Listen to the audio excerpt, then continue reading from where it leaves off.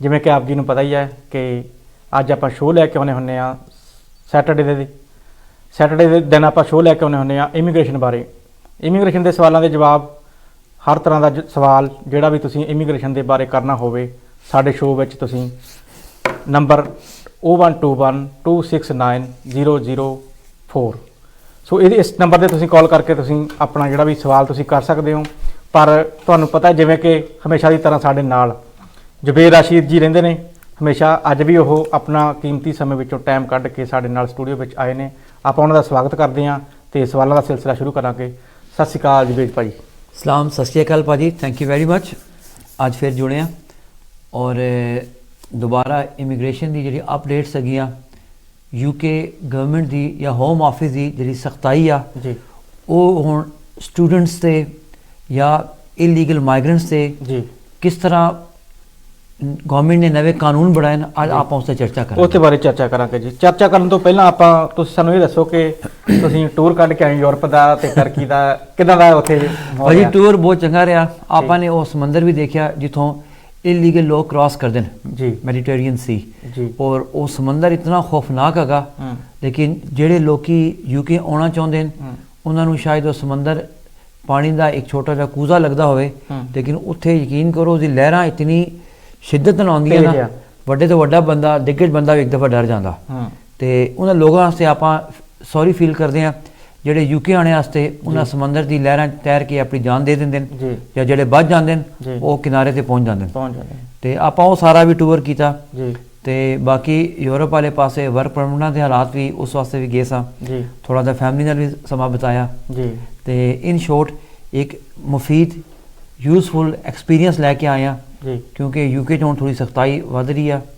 ठीक है, फिर तो लोगों का उत्थे भी जाने का कुछ मन बनता, तो हर पासे आप जाइदा कि जिथे जिथे जाके भले यूरोप हो कैनेडा हो जिथे जिथे इमिग्रेशन की स्कीमां वर्क परमिट या सहूलतां हुकूमतां देंदियां तो आप उस जगह जाके देखीदा जी। बिल्कुल जी, बिल्कुल जी। प्रोग्राम साडा ये लाइव चल रहा, सो जिस भी किसी वीर भैन ने प्रोग्राम दे विच कॉल करनी होवे ते तुसीं कॉल करके अपना कोई भी सवाल तुसीं पुछ सकदे हो। अज कॉल आ गई जुबेर साहब जी। हाँ जी, सत श्री अकाल जी। हाँ जी, सत श्री अकाल। सत श्री अकाल जी। हाँ जी, एक्चुअली मैं सर नाल गल करनी सी वीज़ा दे रिगार्डिंग। हाँ जी, हाँ जी, करो जी। हेलो जी, हाँ जी, करो जी अपनी गल तुसीं जारी रखो। हाँ जी, हाँ जी सर, मैं एक्चुअली स्टूडेंट वीज़ा ते आई सी UK। ठीक है, तो मेरा हुण ट्यूसडे वीज़ा एक्सपायर हो गया है। ਤੇ ਲਾਸਟ 2 ਡੇਜ਼ ਮੈਨੂੰ ਯੂਨੀਵਰਸਿਟੀ ਰਿਜ਼ਲਟ ਰਿਸੀਵ ਹੋਇਆ ਜਿਹਦੇ ਚ ਮੈਨੂੰ ਨਾ ਡੈਜ਼ਰਟੇਸ਼ਨ ਚ ਫੇਲ ਕਰ ਦਿੱਤਾ ਹੈ। ਤੇ ਬਟ ਹੁਣ ਜਦੋਂ ਮੈਂ ਐਕਸਟੈਂਸ਼ਨ ਦਾ ਉਹਨਾਂ ਨੇ ਕਿਹਾ ਤੇ ਉਹ ਬੋਲ ਰਹੇ ਕਿ ਤੁਹਾਡੀ ਅਟੈਂਡੈਂਸ ਰਿਕੁਆਇਰ ਕੰਪਲਸਰੀ ਨਹੀਂ ਹੈ, ਇਸ ਲਈ ਤੁਸੀਂ ਆਪਣੀ ਹੋਮ ਕੰਟਰੀ ਜਾਓ ਤੇ ਉੱਥੋਂ ਜਾ ਕੇ ਤੁਸੀਂ ਆਪਣੇ ਡੈਜ਼ਰਟੇਸ਼ਨ ਦੀ ਰੀਸਬਮਿਸ਼ਨ ਕਰੋ। ठीक है भैन जी, मैं समझ गया सवाल ਤੁਹਾਡਾ। ਤੁਸੀਂ ਭੈਣ ਜੀ ਸਿੰਗਲ ਹੋ ਜਾਂ ਨਾਲ ਮੈਰਿਡ ਹੋ, ਡਿਪੈਂਡੈਂਟ ਵੀ ਹੈਗਾ? ਐਕਚੁਅਲੀ ਮੈਂ ਇੱਥੇ ਮੈਰਿਜ ਕਰਵਾਈ ਸੀਗੀ ਆ ਕੇ ਤੇ ਉਹ ਸਕਿਲਡ ਵੀਜ਼ਾ ਤੇ ਨੇ, ਬਟ ਸਾਡੀ ਰਜਿਸਟਰਡ ਮੈਰਿਜ ਨਹੀਂ ਹੋਈ। ਕਾਗਜ਼ਾਂ ਸਿੰਗਲ ਹੀ ਸਮਝਾਓ। ਠੀਕ ਹੈ ਭੈਣ ਜੀ, ਮੈਂ ਸਵਾਲ ਸਮਝ ਗਿਆ। ਤੁਹਾਡਾ ਸਵਾਲ ਇਹ ਆ ਕਿ ਤੁਹਾਡੇ ਕੋਲ ਕੋਰਸ ਪਾਸ ਨਹੀਂ ਹੋਇਆ ਔਰ ਕਿਉਂਕਿ ਤੁਹਾਡੀ ਡਿਗਰੀ ਕੰਪਲੀਟ ਨਹੀਂ ਹੋਈ ਔਰ ਤੁਸੀਂ ਮਜ਼ੀਦ UK 'ਚ ਰਹਿਣਾ ਚਾਹੁੰਦੇ ਹੋ, ਯੂਨੀਵਰਸਿਟੀ ਤੁਹਾਨੂੰ ਕਹਿ ਰਹੇ ਵਾਪਸ ਬੈਕ ਹੋਮ ਜਾਓ, ਇੰਡੀਆ ਜਾਓ, ਉੱਥੋਂ ਤੁਸੀਂ ਆਪਣੀ ਡਿਗਰੀ ਬੈਕ ਹੀ ਕੰਪਲੀਟ ਕਰ ਸਕਦੇ ਹੋ ਕਿਉਂਕਿ ਤੁਹਾਨੂੰ ਟਿਊਸ਼ਨ ਲੈਣ ਦੀ ਲੋੜ ਨਹੀਂ ਆ ਔਰ ਤੁਸੀਂ UK ਜਾਣਾ ਚਾਹੁੰਦੇ ਹੋ। ਜਦੋਂ ਇਸ ਤਰ੍ਹਾਂ ਦੀ ਸੂਰਤ ਹਾਲ ਹੋਊ ਤੇ ਆਪਾਂ ਦੋ ਤਰੀਕੇ ਹੁੰਦੇ ਨੇ, या तो तुसी अपना वीज़ा स्विच करो, ठीक है, लेकिन 17 जुलाई के रूल के कारण तुसानू स्विच करने दिक्कत आएगी, इस वास्ते ये रूट तुसां वास्ते ठीक नहीं है। फिर भी तुसी वापस जाना नहीं चाहते पिछे तो आप इमिग्रेशन की एक एप्लीकेशन होंदी है फर्दर लीव टू रिमेन। अगर तुसानू कोई जेन्युइन दिक्कत आ वापस बैक होम इंडिया जाने तो आप वो एप्लीकेशन ला के आप लीगली तौर पर UK विच रह सकते हैं, ठीक है, और फर्दर लीव टू रिमेन की एप्लीकेशन ला के लीगली तौर पर UK रह सकते हैं। और जिन्हें तो तुसी एप्लीकेशन से रहोगे तुसी अपने इम्तिहान भी दे सकते हो या जो भी मॉड्यूल रीसिट देना वो दे सकते हो। तो जो ही अगर तुसां डिग्री कंप्लीट हो जाती है रीसिट दे के फिर तुसी उधरों पोस्ट स्टडी वर्क भी जा सकते हो, तुसां कंट्री छोड़ने की लोड़ नहीं पेगी। ठीक है भैन जी? हाँ जी, बट मैनूं उन्होंने किसी ने रेकमेंड किया कि ਉਹਦੇ ਵਿੱਚ ਤਾਂ ਸਾਨੂੰ बैंक स्टेटमेंट वगैरह शो करनियां पैंदियां ने। बैंक स्टेटमेंट इस वास्ते शो करनी पैंदी है कि तुसानू होम ऑफिस की further leave to remain the fees ਭਰਨੀ ਪੈਂਦੀ ਹੈ। ਅਗਰ ਤੁਸੀਂ ਯੂਨੀਵਰਸਿਟੀ ਐਪਲੀਕੇਸ਼ਨ ਦੀ ਫੀਸ ਨਾ ਭਰ ਸਕੋ, ਠੀਕ ਆ, ਤੇ ਫਿਰ ਬੈਂਕ ਸਟੇਟਮੈਂਟ ਸ਼ੋ ਕਰਨੀ ਪੈਂਦੀ ਹੈ ਕਿ ਤੁਸੀਂ ਪੈਸੇ ਅਫੋਰਡ ਨਹੀਂ ਕਰ ਸਕਦੇ। ਤੇ ਅਗਰ ਬੈਂਕ ਸਟੇਟਮੈਂਟ ਸ਼ੋ ਕਰੋ ਵੀ ਸਹੀ ਤੇ ਇਸ ਵਿੱਚ ਕੋਈ ਮਾੜੀ ਗੱਲ ਤੇ ਨਹੀਂ ਹੈ, ਠੀਕ ਆ। ਬਟ ਉਹਦੇ ਚ ਮੇਰੇ ਲਿਮਟਿਡ ਕੰਪਨੀ ਤੋਂ ਪੈਸੇ ਆਏ ਹੋਏ ਨੇ ਐਕਸਟਰਾ ਪੈਸੇ ਕਿੱਥੋਂ ਆਏ? ਸੌਰੀ, ਲਿਮਟਿਡ ਕੰਪਨੀ ਤੋਂ। ਉਹ ਫਿਰ ਹੁਣ ਤੁਸੀਂ ਅਕਾਊਂਟਾਂ 'ਚ ਪੈਸੇ ਆਏ ਜਾਂ ਗਏ ਕਿਧਰੋਂ, ਉਹ ਤੇ ਬੜਾ ਇੱਕ ਪਰਸਨਲ ਦਾ, ਹਾਂਜੀ, ਜਿੱਥੋਂ ਵੀ ਪੈਸੇ ਆਏ ਤੇ ਫਿਰ ਤੁਹਾਨੂੰ ਹੋਮ ਆਫਿਸ ਦੀ ਫੀਸ ਦੇਣੀ ਪਊਗੀ। ਅਗਰ ਤੁਸਾਂ ਦੇ ਮੀਨਸ ਤੋਂ ਜ਼ਿਆਦਾ, ਆਮਦਨ ਤੋਂ ਜ਼ਿਆਦਾ, ਗੁੰਜਾਇਸ਼ ਤੋਂ ਜ਼ਿਆਦਾ ਪੈਸੇ ਹੈਗੇ ਤੇ ਫਿਰ ਹੋਮ ਆਫਿਸ ਦੀ ਫੀਸ ਆਪਾਂ ਨੂੰ ਦੇਣੀ ਪਊਗੀ, ਠੀਕ ਹੈ ਜੀ, ਜਿਹੜੀ ਤਕਰੀਬਨ 2600 ਪਾਉਂਡ ਫੀਸ ਹੋਏਗੀ। ਓਕੇ ਠੀਕ ਹੈ। ਤੇ ਬੈਟਰ ਓਪਰਚੁਨਿਟੀ ਕੀ ਹੈ ਕਿ ਮੈਨੂੰ ਇੰਡੀਆ ਜਾ ਕੇ ਰਜਿਸਟਰ ਮੈਰਿਜ ਕਰਵਾ ਕੇ ਵਾਪਸ ਆਉਣਾ ਚਾਹੀਦਾ ਜਾਂ ਮੈਨੂੰ ਇੱਥੇ ਸਟੇ ਕਰਕੇ ਹੀ ਅੱਗੇ ਆਪਣਾ ਦੇਖਣਾ ਚਾਹੀਦਾ? ਦੇਖੋ ਜੀ, ਅਗਰ ਤੁਹਾਨੂੰ ਯਕੀਨ ਹੈ ਕਿ ਤੁਹਾਡੀ ਡਿਗਰੀ ਪਾਸ ਹੋ ਜਾਊਗੀ, ਅਗਰ ਤੁਹਾਨੂੰ ਯਕੀਨ ਹੈ ਤੁਹਾਡੀ ਡਿਗਰੀ ਪਾਸ ਹੋ ਜਾਊਗੀ ਮਹੀਨੇ 2-3 ਮਹੀਨੇ 'ਚ, ਫਿਰ ਬੇਸ਼ੱਕ ਤੁਸੀਂ ਇੱਥੇ ਰਹਿ ਕੇ ਫਰਦਰ ਲੀਵ ਟੂ ਰਿਮੇਨ ਹੀ ਚਲੇ ਜਾਓ ਔਰ ਬਾਅਦ ਚੋਂ ਪੋਸਟ ਸਟੱਡੀ ਵਰਕ 'ਚ ਸਵਿਚ ਕਰ ਜਾਓ। ਅਗਰ ਤੁਹਾਨੂੰ ਯਕੀਨ ਨਹੀਂ ਹੈ ਡਿਗਰੀ ਨਹੀਂ ਪਾਸ ਹੋਊਗੀ, ਫਿਰ ਤੁਸੀਂ ਬਿਹਤਰ ਹੈ ਵਾਪਸ ਚਲੇ ਜਾਓ, ਠੀਕ ਹੈ। ਜਦੋਂ ਮੈਂ ਫਰਦਰ ਰਿਮੇਨ ਤੇ ਮੈਂ ਸਟੇ ਕਰਦੀ ਆ ਤੇ ਉਹਦੇ 'ਚ ਮੈਂ ਰਜਿਸਟਰ ਮੈਰਿਜ ਕਰਵਾ ਸਕਦੀ ਆ? ਜੀ, ਸ਼ਾਦੀ ਕਰਵਾ ਸਕਦੇ ਹੋ। ਦਾ ਹੋਲ ਪੁਆਇੰਟ, ਸਾਰਾ ਮਕਸਦ ਹੀ ਇਹੀ ਆ ਐਪਲੀਕੇਸ਼ਨ ਲਾਉਣੇ ਦਾ ਕਿ ਤੁਸੀਂ ਆਪਣੇ ਆਪ ਆ ਲੀਗਲ ਰੱਖ ਸਕੋ, ਆਪਣੇ ਵੀਜ਼ੇ ਨੂੰ ਪ੍ਰੋਟੈਕਟ ਕਰ ਸਕੋ, ਓਵਰ ਸਟੇ ਨਹੀਂ ਹੋਣਾ, ਠੀਕ ਹੈ ਜੀ। ਜੋ ਵੀ ਕਰੋ ਓਵਰ ਸਟੇ ਨਹੀਂ ਹੋਣਾ, ਇਹ ਜ਼ਹਿਨ ਰੱਖਣਾ, ਕਿਉਂਕਿ FLR ਦੀ ਐਪਲੀਕੇਸ਼ਨ ਲਾ ਕੇ ਵੀ ਤੁਸੀਂ ਵਾਪਸ ਜਾ ਸਕਦੇ ਹੋ, ਠੀਕ ਹੈ, ਬੈਕ ਹੋਮ, ਤੇ ਦੁਬਾਰਾ ਵੀ ਆ ਸਕਦੇ ਹੋ। ਓਕੇ, ਠੀਕ ਹੈ, ਥੈਂਕ ਯੂ ਜੀ, ਥੈਂਕ ਯੂ ਭਾਜੀ। ਇਹ ਜਿਹੜੀ ਸਿਚੁਏਸ਼ਨ ਹੈ ਨਾ, ਇਹ ਬੜੀ ਕੰਪਲਿਕੇਟਡ ਸਿਚੁਏਸ਼ਨ ਹੈ। ਯੂਨੀਵਰਸਿਟੀਆਂ ਇੱਕ 2 ਨੰਬਰਾਂ ਤੋਂ ਸਟੂਡੈਂਟ ਨੂੰ ਰੀਸੀਟ ਦੇ ਰਹੀਆਂ ਜੀ, ਔਰ ਜਦੋਂ ਰੀਸੀਟ ਦਿੰਦੀਆਂ ਤੇ ਫਿਰ ਜਿਹੜਾ ਦੁਬਾਰਾ ਉਸ ਦਾ ਜਿਹੜਾ ਇਮਤਿਹਾਨ ਹੁੰਦਾ ਜਾਂ ਮੋਡਿਊਲ ਰੀਸਬਮਿਟ ਕਰਾਉਣਾ ਹੁੰਦਾ, ਉਹ 4-4 5-5 ਮਹੀਨੇ ਬਾਅਦ ਡੇਟ ਆਉਂਦੀ, ਜਿਸ ਦੇ ਕਾਰਨ ਸਟੂਡੈਂਟ ਦਾ ਵੀਜ਼ਾ ਲੰਘ ਜਾਂਦਾ ਔਰ ਯੂਨੀਵਰਸਿਟੀ ਨਾਲ ਹੀ ਕਹਿ ਦਿੰਦੀ ਹੈ ਤੁਸੀਂ ਬੈਕ ਹੋਮ ਜਾਓ, ਡਿਗਰੀ ਉੱਥੇ ਰਹਿ ਕੇ ਕਰੋ। ਲੇਕਿਨ ਸਟੂਡੈਂਟ ਦਾ ਮਕਸਦ ਇੱਥੇ ਆਣਾ, ਇਮਤਿਹਾਨ ਵਿੱਚ ਫੇਲ ਹੋਣਾ ਨਹੀਂ ਆ। ਸਟੂਡੈਂਟ ਦਾ ਮਕਸਦ ਹੈ ਸਕਸੈਸਫੁਲੀ ਡਿਗਰੀ ਕਰਨਾ ਔਰ ਪੋਸਟ ਸਟੱਡੀ ਵਰਕ ਚੇਂਜ ਕਰਨਾ, ਕਿਉਂਕਿ ਜਦੋਂ ਤੁਸੀਂ ਵਾਪਸ ਚਲੇ ਜਾਓ ਬੈਕ ਹੋਮ, ਡਿਗਰੀ ਬੇਸ਼ੱਕ ਤੁਸੀਂ ਪਾਸ ਕਰ ਲੋਗੇ ਲੇਕਿਨ ਤੁਸੀਂ PSW ਨਹੀਂ ਅਪਲਾਈ ਕਰ ਸਕਦੇ। PSW ਅਪਲਾਈ ਕਰਨੇ ਵਾਸਤੇ UK ਦੇ ਅੰਦਰ ਹੋਣਾ ਜ਼ਰੂਰੀ ਆ, ਇਸ ਵਾਸਤੇ ਸਟੂਡੈਂਟ ਵਾਪਸ ਜਾਣਾ ਨਹੀਂ ਚਾਹੁੰਦਾ ਜੀ।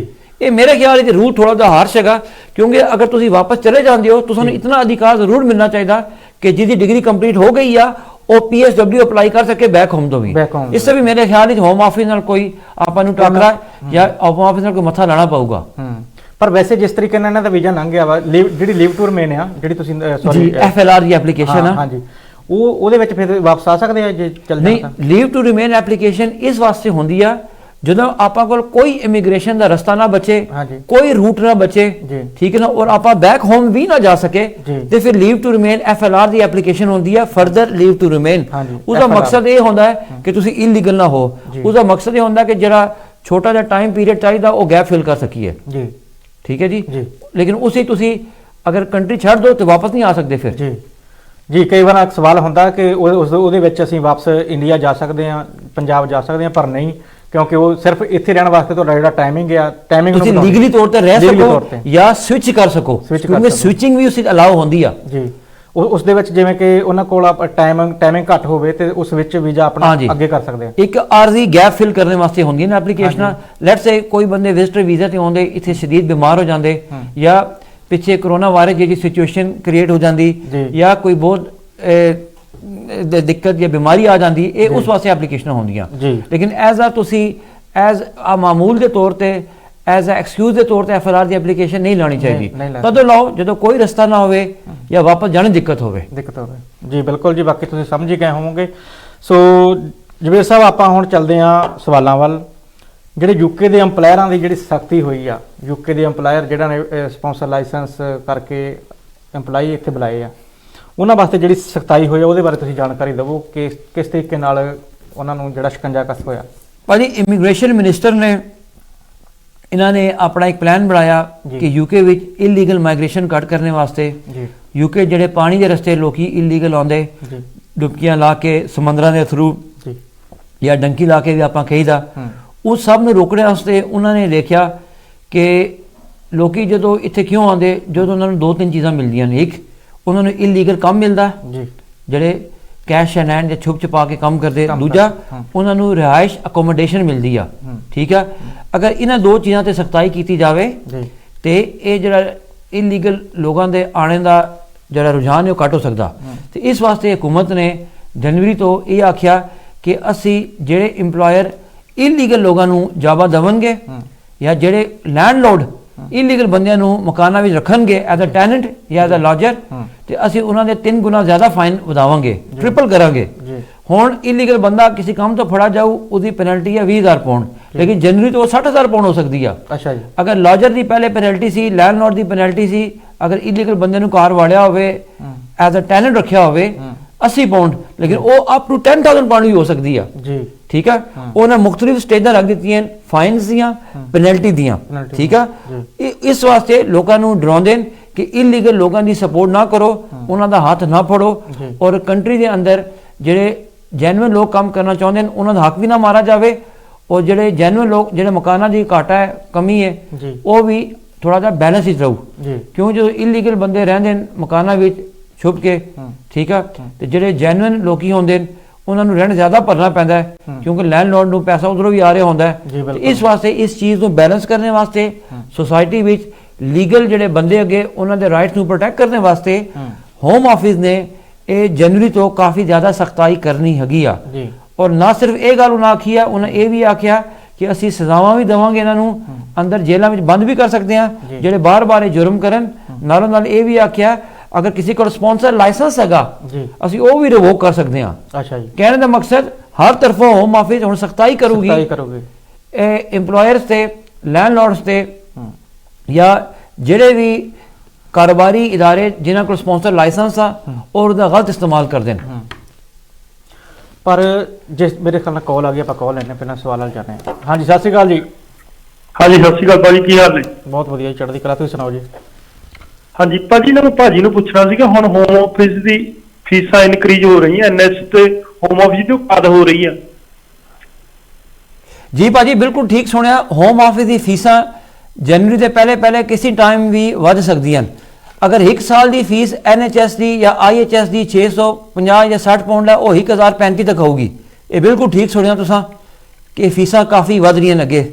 IHS ਹਾਂਜੀ ਦੀ ਭਾਜੀ, ਮੇਰਾ ਨਾ 12 ਅਕਤੂਬਰ ਨੂੰ ਵੀਜ਼ਾ ਖਤਮ ਹੋ ਰਿਹਾ, ਮੈਂ ਉਹਦੇ ਬਾਰੇ ਹੀ ਪੁੱਛਣਾ ਸੀਗਾ ਵੀ ਕਦੋਂ ਵੱਧ ਰਹੀਆਂ।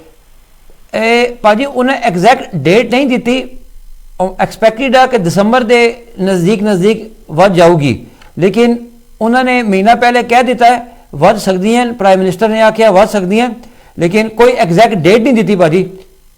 ਅਗਰ ਤੁਸੀਂ ਅਗਰ 12 ਅਕਤੂਬਰ ਨੂੰ ਵੀਜ਼ਾ ਖਤਮ ਹੋ ਰਿਹਾ ਤੇ ਤੁਸੀਂ 28 ਦਿਨ ਪਹਿਲੇ ਲਾ ਸਕਦੇ ਹੋ ਆਪਣੀ ਐਕਸਟੈਂਸ਼ਨ। ਠੀਕ ਹੈ ਜੀ, ਤੇ ਮੈਂ ਇੱਕ ਗੱਲ ਇਹ ਨਹੀਂ ਕਦੇ ਦੇਖੀ ਵੀ ਜਿੱਦਾਂ ਹੋਮ ਆਫਿਸ ਫੀਸਾਂ ਇਨਕਰੀਜ਼ ਕਰ ਰਿਹਾ। ਹੈਲੋ, ਹਾਂਜੀ ਸੁਣਿਆ ਹਾਂਜੀ ਪੁੱਛੋ ਬੋਲੋ। ਹਾਂਜੀ, ਵੀ ਕਦੇ ਇਹਦੇ ਵਿਰੁੱਧ ਵਕੀਲਾਂ ਨੇ ਕੋਈ ਰੈਟ ਨਹੀਂ ਪਾਈ ਵੀ ਫੀਸਾਂ ਬਹੁਤ ਜ਼ਿਆਦਾ ਇਨਕਰੀਜ਼ ਕਰ ਰਿਹਾ ਭਾਜੀ? ਤੁਸੀਂ ਰੀਜ਼ਨ ਕੀ ਆ? ਬੜਾ ਪਿਆਰਾ ਸਵਾਲ ਤੁਸੀਂ ਕੀਤਾ। ਹੋਮ ਆਫਿਸ ਜਿਹੜੀ ਫੀਸਾਂ ਇਹਨਾਂ ਵਧਾਉਂਦੇ ਨੇ, ਇਹ ਹਰ ਸਾਲ ਵਧਾਉਂਦੇ ਨੇ, ਪਹਿਲੀ ਗੱਲ। ਦੂਜੀ ਗੱਲ ਹੈ ਹੋਮ ਆਫਿਸ ਦੀ ਇਹ ਵੀ ਪਾਲਿਸੀ ਹੈਗੀ ਆ ਕਿ ਜਿਹੜੇ ਲੋਕ ਜੈਨੂਅਲੀ ਫੀਸਾਂ ਅਫੋਰਡ ਨਹੀਂ ਕਰ ਸਕਦੇ ਉਹ ਫੀਸ ਮਾਫੀ ਦੀ ਦਰਖਾਸਤ ਵੀ ਦੇ ਸਕਦੇ ਨੇ, ਜਿਹਨੂੰ ਆਪਾਂ ਫੀ ਵੇਵਰ ਦੀ ਐਪਲੀਕੇਸ਼ਨ ਕਹੀਦਾ। ਤੀਜੀ ਗੱਲ ਤੁਸੀਂ ਪੁੱਛੀ ਕਿ ਜਿਹੜੇ ਫੀਸਾਂ ਵਧੀਆਂ ਵਕੀਲ ਉਸ ਦੇ ਖਿਲਾਫ ਕਿਉਂ ਨਹੀਂ ਆਵਾਜ਼ ਚੱਕਦੇ। ਠੀਕ ਹੈ, ਪ੍ਰਾਈਮ ਮਿਨਿਸਟਰ ਨੇ ਇਹ ਆਖਿਆ ਕਿ ਮੁਲਕ ਦੇ ਅੰਦਰ ਹਰ ਚੀਜ਼ ਦੀ ਪ੍ਰਾਈਸ ਵਧ ਰਹੀ ਹੈ। ਠੀਕ ਹੈ, ਕਾਸਟ ਆਫ ਲਿਵਿੰਗ ਵਧ ਰਹੀ ਆ, ਇਸ ਵਾਸਤੇ ਉਹਨਾਂ ਨੇ ਕਾਰਨ ਦਿੱਤਾ ਕਿ ਸਾਡੀਆਂ ਫੀਸਾਂ ਵੀ ਵਧਣਗੀਆਂ। ਠੀਕ ਹੈ, ਕਿਉਂਕਿ ਹਰ ਚੀਜ਼ ਵਿੱਚ ਮਹਿੰਗਾਈ ਹੋ ਰਹੀ ਆ। ਵਕੀਲ ਆਵਾਜ਼ ਕਿਉਂ ਨਹੀਂ ਚੁੱਕਦੇ? ਉਹਦੀ ਵਜ੍ਹਾ ਇਹ ਵੀ ਤੁਸੀਂ ਕਹਿ ਸਕਦੇ ਹੋ ਕਿ ਜਿਹੜੇ ਲੋਕੀ ਤੇ ਅਫੋਰਡ ਨਹੀਂ ਕਰ ਸਕਦੇ ਉਹਨਾਂ ਵਾਸਤੇ ਹੋਮ ਆਫਿਸ ਨੇ ਇੱਕ ਸੈਪਰੇਟ ਪਾਲਿਸੀ ਰੱਖੀ ਆ, ਜਿਸਦਾ ਮੈਂ ਨਾਂ ਲੈ ਰਿਹਾ ਹਰ ਪ੍ਰੋਗਰਾਮ ਵਿੱਚ ਕਹੀਦਾ ਫੀ ਵੇਵਰ ਪਾਲਿਸੀ। ਠੀਕ ਹੈ ਜੀ। ਅੱਛਾ ਭਾਜੀ, ਹੁਣ ਮੈਂ ਤੁਹਾਨੂੰ ਐਗਜ਼ਾਮਪਲ ਦਿੰਦਾ ਇੱਕ। ਮੰਨ ਲਓ ਮੈਂ 3000 ਪਾਉਂਡ ਕਮਾਉਣਾ, ਮੇਰੇ ਕੋਲ ਆਪਣਾ ਘਰ, ਮੇਰੀ ਫੈਮਿਲੀ ਆ, ਮੇਰੀ ਵਾਈਫ ਕੰਮ ਨਹੀਂ ਕਰਦੀ, ਮੇਰੇ 2 ਬੱਚੇ ਆ, ਤੇ ਮੈਨੂੰ 3000 ਪਾਉਂਡ ਕਮਾ ਕੇ ਕੁਝ ਨਹੀਂ ਬਚਦਾ, ਫਿਰ ਮੈਂ ਫ੍ਰੀ ਵਾਲਾ ਕਰ ਸਕਦਾ? ਬਿਲਕੁਲ ਭਾਜੀ, ਇਹ ਜਿਹੜੀ ਫੀ ਵੇਵਰ ਪਾਲਿਸੀ ਬੜੀ ਤੁਸੀਂ ਉਹਨਾਂ ਲੋਕਾਂ ਵਾਸਤੇ ਜਿਨ੍ਹਾਂ ਦੇ ਜਿਹੜੇ ਆਮਦਨੀ ਘਾਟਾ ਔਰ ਖਰਚੇ ਜ਼ਿਆਦਾ ਆ ਗਏ, ਪਹਿਲੀ ਗੱਲ। ਦੂਜੀ ਗੱਲ, ਅਗਰ ਤੁਸੀਂ 2.5 ਸਾਲ ਦੇ ਵੀਜ਼ੇ ਤੇ ਸ਼ਾਇਦ ਹੋ ਗਏ, ਤੁਸੀਂ ਹੋਮ ਆਫਿਸ ਕੋਲੋਂ ਬੈਨੀਫਿਟ ਵਾਸਤੇ ਵੀ ਅਰਦਾਸ ਕਰ ਸਕਦੇ ਹੋ। ਇਹਨੂੰ ਕਹਿੰਦੇ ਨੇ NRPF, यानी पब्लिक फंड की एक दरखास्त दे सकते हो कि भाई साहब मेरा गुजारा नहीं होता, मेरी आमदन घट आ, बच्चे 2 हो गए, वाइफ अगी आ, मेरे को जुड़ता नहीं है पैसा, तो होम ऑफिस तुसानू इजाजत देंदी है कि तुसी जेडे पब्लिक फंड जिन्होंने आप बेनीफिट कहीदा, जेडे ब्रिटिश लोग भी लैंदे ने, और तुसी भी बेशक वीज़ा होल्डर भी क्यों ना हो, 2.5 साल का वीज़ा है तो तुसी भी लै सकते हो। बहुत सारे लोगों ने अपने राइट्स ਭਾਜੀ ਉਹਦੇ ਉੱਤੇ ਲਿਖਿਆ ਹੁੰਦਾ ਨਾ ਬੈਕ ਤੇ नो फंड्स, हाँ जी लिखा होंगे नो पब्लिक फंड्स, हाँ जी। तो वो हटाने वास्ते हाँ NRPF की एप्लीकेशन कली दा, वो एप्लीकेशन आप करते हैं, ठीक है, उसकी थोड़ी जी फीस होंगी आ, 6-8 महीने की बैंक स्टेटमेंट भी नाल देंगे आ कि भाई साहब मेरी आमदन घाटा और खर्चे ज्यादा न, ते लिहाजा मेरी मदद की जाए। तो आपने कोविड के दिनों बाले लोगों के ये एप्लीकेशन कलियाँ BRP कार्ड चेंज करवाए और वो अपने ठीक ठाक बेनीफिट भी लै रहे और उन्होंने चंगा गुजारा चल रहा इस टाइम। ਠੀਕ ਹੈ ਭਾਜੀ, ਤੁਹਾਡਾ ਲੰਡਨ ਆਫਿਸ ਕਿੱਥੇ ਹੈ, ਕਿੱਥੇ ਤੁਹਾਡੇ ਆਫਿਸ ਨੇ? ਭਾਜੀ ਬਰਮਿੰਗਮ ਵਿੱਚ 100 ਰੋਡ ਆ, ਲੰਡਨ ਆਪਾਂ ਹੇਜ਼ ਆਕਸਬਰੀ ਚ ਉੱਥੇ ਵੀ ਮੈਂ ਜਾਂਦਾ ਵਾ ਹਫਤੇ 'ਚ ਇੱਕ ਦਿਨ, ਤੇ ਹੋਰ ਇਲਫਰਡ ਵੀ ਕਦੀ ਕਦੀ ਜਾਂਦਾ ਵਾ, ਤੇ ਨੋਟਿੰਗਮ ਵੀ ਹਰ ਮਹੀਨੇ ਵਿੱਚ ਜਿਹੜਾ ਆਪਾਂ ਲੱਗਦਾ। ਠੀਕ ਹੈ ਭਾਜੀ, ਥੈਂਕ ਯੂ ਭਾਜੀ, ਥੈਂਕ ਯੂ।